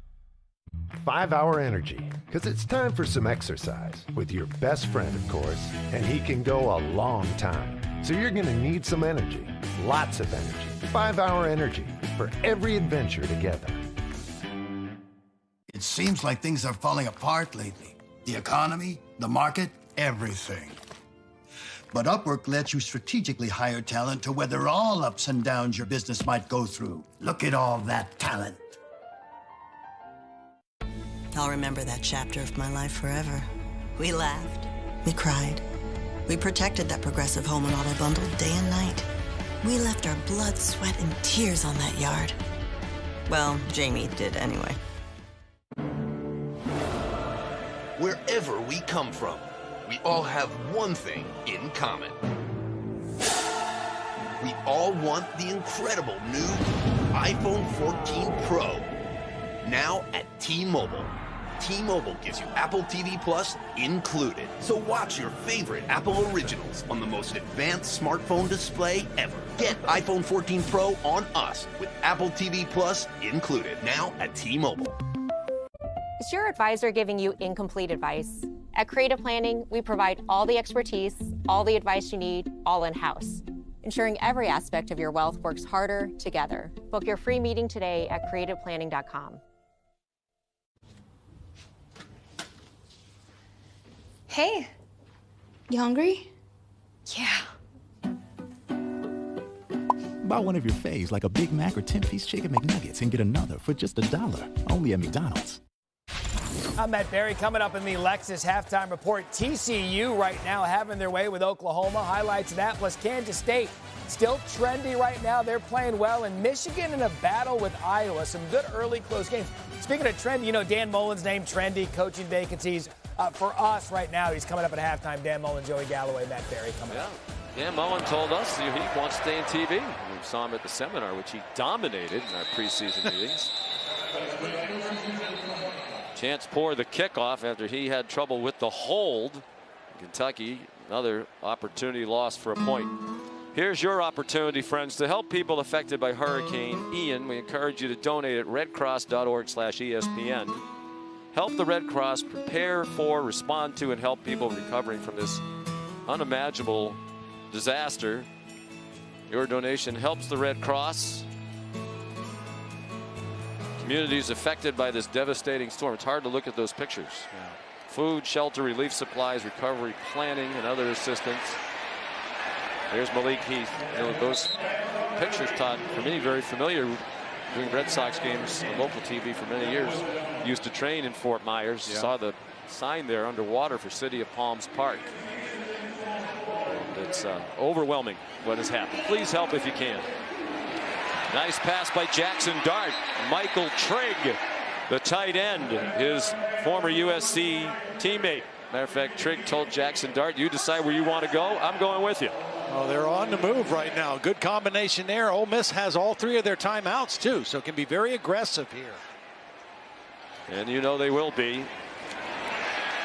With Lane Kiffin calling the shots. Here's Malik Heath. Clock stops to move the change, but Heath should have gotten out of bounds on that play. Save the timeout. Well, they go so fast. Well, that's true, too. He got 13 for the first down. Dart given a nice pocket, back shoulder throw, and his buddy Michael Trigg was not anticipating that. Critical point in the game right now for this Kentucky defense. 37 seconds left in the half. They won the toss and deferred, so they'll get the ball to start the third quarter. They got to be thinking here about holding to a field goal attempt and not giving up a late touchdown to close out the first half. And they are in field goal range for Cruz, and it's an interception by the former Ole Miss Rebel. Jaquez Jones, his first game in this stadium as a visitor. And you know how much he loves that. His 5th career interception. Well, here he is right here, and his eyes are right on the quarterback. It's zone. It's not man. So he's watching the quarterback. He's reading eyes, and he steps right into the throwing lane and gets the pickoff. Looked like he was maybe hobbling off the field with a hamstring at the end of the play. Wow. But he made a heck of a play there for that Kentucky defense. Yeah, he's been hobbled a couple of times. Mark Stoops told us he thought the two transfers from Ole Miss would be a little hyped up at the beginning of the game, but they're two very important players. The other is Kedron Smith, the cornerback. He told us, I don't even know where the visitors' locker room is. And I played there for 4 years. Let's see how Kentucky plays it with a half minute to go. Levis is looking deep. Checks it down out wide. Jordan Dingle back to the line, and that's all. And Levis hobbling a little bit and playing with the injured finger. And it takes another pretty solid hit. You know, he holds on that ball as long as he can. He gets hit by Tavius Robinson. Those hits add up. I mean, I don't care how big and strong you are. He's a big dude. You're running out the clock. That was just one extra hit that he ended up having to take. He's a warrior. What his coaches and teammates love about him, among many other things. Entertaining half, and Kentucky down by 7. We'll get the second half kickoff. And here's Molly. Coach, a change in momentum at the end of the half. What was your message to Jackson Dart after that interception? Well, we're in a 2-minute one that he had similar, a couple weeks ago, and so was doing a great job and then forced the ball there. So unfortunately, that's a young quarterback mistake. He played really great up to that point. How do you slow down running back Chris Rodriguez? We got to tackle better, keep our head up, and stop diving at his feet. All right, thank you, Coach. Sean. Elaine told us yesterday Dart had made one big mistake at least in every game except for last week. He was hoping that would continue. It didn't at the end of this half. 19-12, the Rebels will send you to the studio for the Lexus halftime report. Sean McDonough, thank you. It is the Lexus halftime report. We're going to begin with Michigan and Iowa. Good old Big Ten slugfest. First quarter, no score. Ronnie Bell takes the end around, 16 yards for the touchdown. Great play call. With the Iowa offense, this 7 might just be enough to win this game. Yeah, it might be with Iowa, Spencer Petras. That's how they played out there. J.J. McCarthy, coach, adds the dimension for Harbaugh. I'll tell you what he does, and he's looked a lot more efficient this week than he is in the past, making a little better decisions. 13-0 right now, Michigan in this one. What about Oklahoma and TCU? Sooners coming off the loss to Kansas State. Max Duggan teaching them how to Dougie early. Where to move in the pocket, slide left, and Coach mentioned earlier, that defense wide open, just nobody around. Just blown coverage right there. It's awful. Is Duggan apparently a dual threat coach? Look at this, there we go. 67 yards. Again, there's no one on defense setting the edge. They're just kind of, the Oklahoma defense looks out of sorts. Pretty Big 12 right now of that defense. TCU leads 20-10, then Condre Miller 15 yards. Yeah, TCU's been able to do whatever they want offensively, over 300 yards already in the first half. And then some news here for just happened literally moments ago in this game. I want you to watch Dylan Gabriel. They're down 34-10 now in the second quarterback. Watch as Dylan Gabriel rolls out. He goes to slide, and then that late hit from Jamoy Hodge started a fight. Put Dylan Gabriel out of the game. 15-yard penalty. And that's exactly the kind of hit they're trying to avoid. That should have started a fight. Yeah. I mean, it was clear. If you're Oklahoma, you should have wanted to fight. There's just no place for that right now. 34-10, TCU up on Oklahoma. With that, welcome in Lexus halftime report. Dan Mullen hanging out with our dysfunctional family all day. Our apologies right out of the gate. Joey Galloway, Matt Berry alongside. Happy week 5 of the season already. Let's talk about Oklahoma for a second. Last week, bad loss against Kansas State. They have no pulse early on in this game against TCU. And it seems that maybe Oklahoma was a little not as good as we thought they were going to be. And you talk about their defense with Brent Venables coming in there. You figured if there's one place they would improve, it'd be on the defense side of the ball, and they haven't. And maybe TCU is better than we thought they would be at this point in the season. They've been able to do whatever they want. I mentioned over 300 yards already of offense in this game, and they're running the ball very well. It is hard earlier in the year right now. Everybody's still trying to figure out who their teams are. Oklahoma lost a lot of players in the transfer portal. New coaching staff coming in. Did they lose offense players or? Well, they because it's been puzzling. What about Kentucky Ole Miss in our game? I'll tell you what, though, Kentucky Ole Miss. What a great game so far. Kentucky, the mistakes in the kicking game, though, missed 2 extra points, missed a field goal early right now. But a really good-looking game. And Christian Rodriguez back. It's good to see them. They're patiently trying to establish the run, which is who they are, and still able to hold that late turnover helped Kentucky. You mentioned it. 5 points on the board left there. Could be 19-17. They'll have to battle back. We'll also keep you updated on Dylan Gabriel and his status for the rest of the game. We mentioned Kansas State. Look, Adrian Martinez right now, candidate for an early helmet sticker. We'll check out on Go Power Cat next. College football is delivered by Pizza Hut. No one out-pizzas the Hut.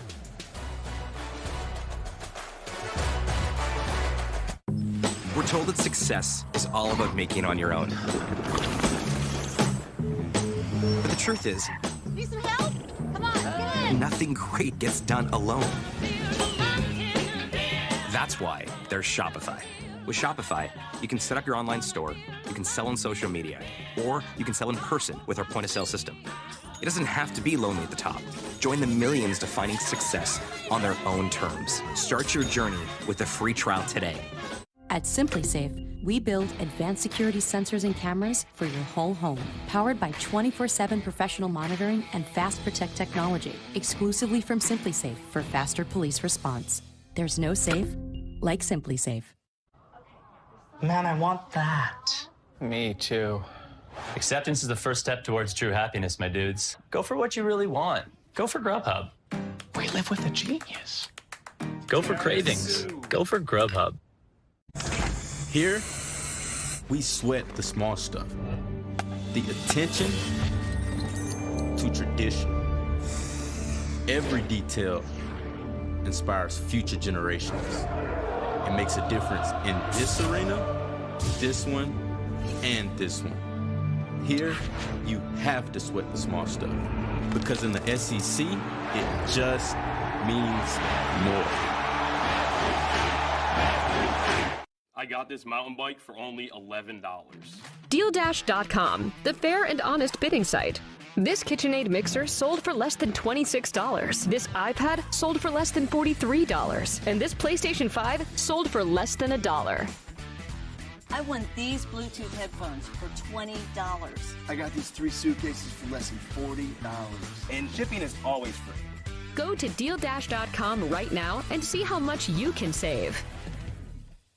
Hi, this is Lisa from 4Imprint. Yes, I'd like 50 welcome wows, 300 customer I love it, and 200 team member oh yes, certainly. You know we got some brand new woohoos. Dial up the wow factor with promotional products from 4Imprint. We specialize in awesome items that are certain to awe and guaranteed to deliver some ooh yes. From apparel, backpacks, drinkware to high-tech items. Wow. I love it. Woohoo! Go to 4imprint.com and find some wow now. 4Imprint, for certain.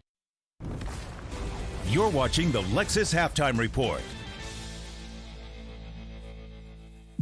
Dan Mullen, Joey Galloway, Matt Berry back with you. Lexus Halftime Report. What about Kansas State? That Big 12 is wide open because of what they did last week. Here, Adrian Martinez continues to go off. Yeah, transfer over from Nebraska. Did a lot of this at Nebraska, but they couldn't find ways to win football games. At K-State, he's running very well. 57 yards. And here's another example of his escapability. I'll tell you what, you want to keep him in the pocket because he's been dangerous. Every time he scrambles, he's making big plays against the pressure and the blitz with the ball.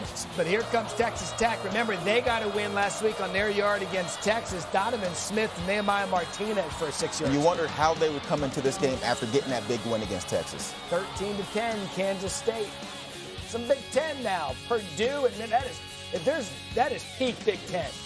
10-3 at the half, just about, with Purdue beating Minnesota and Illinois up on Wisconsin, 14-10. Let's now go to the Bronx on this halftime report. Aaron Judge chasing 62 home runs. 62, exactly 61 years later. The Maris family is here to see it. The Judge family, of course, is here to see it as well.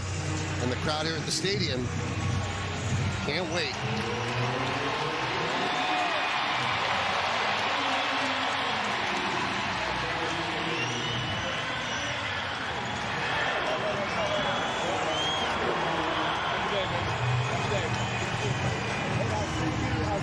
Judge still battling for the Triple Crown as well.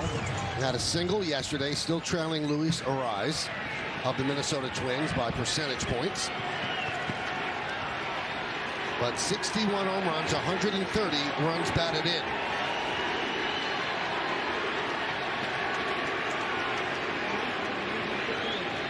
Austin Voth is the Oriole pitcher. And we welcome all of those from around the country tuning in to see Aaron Judge attempt to hit number 62.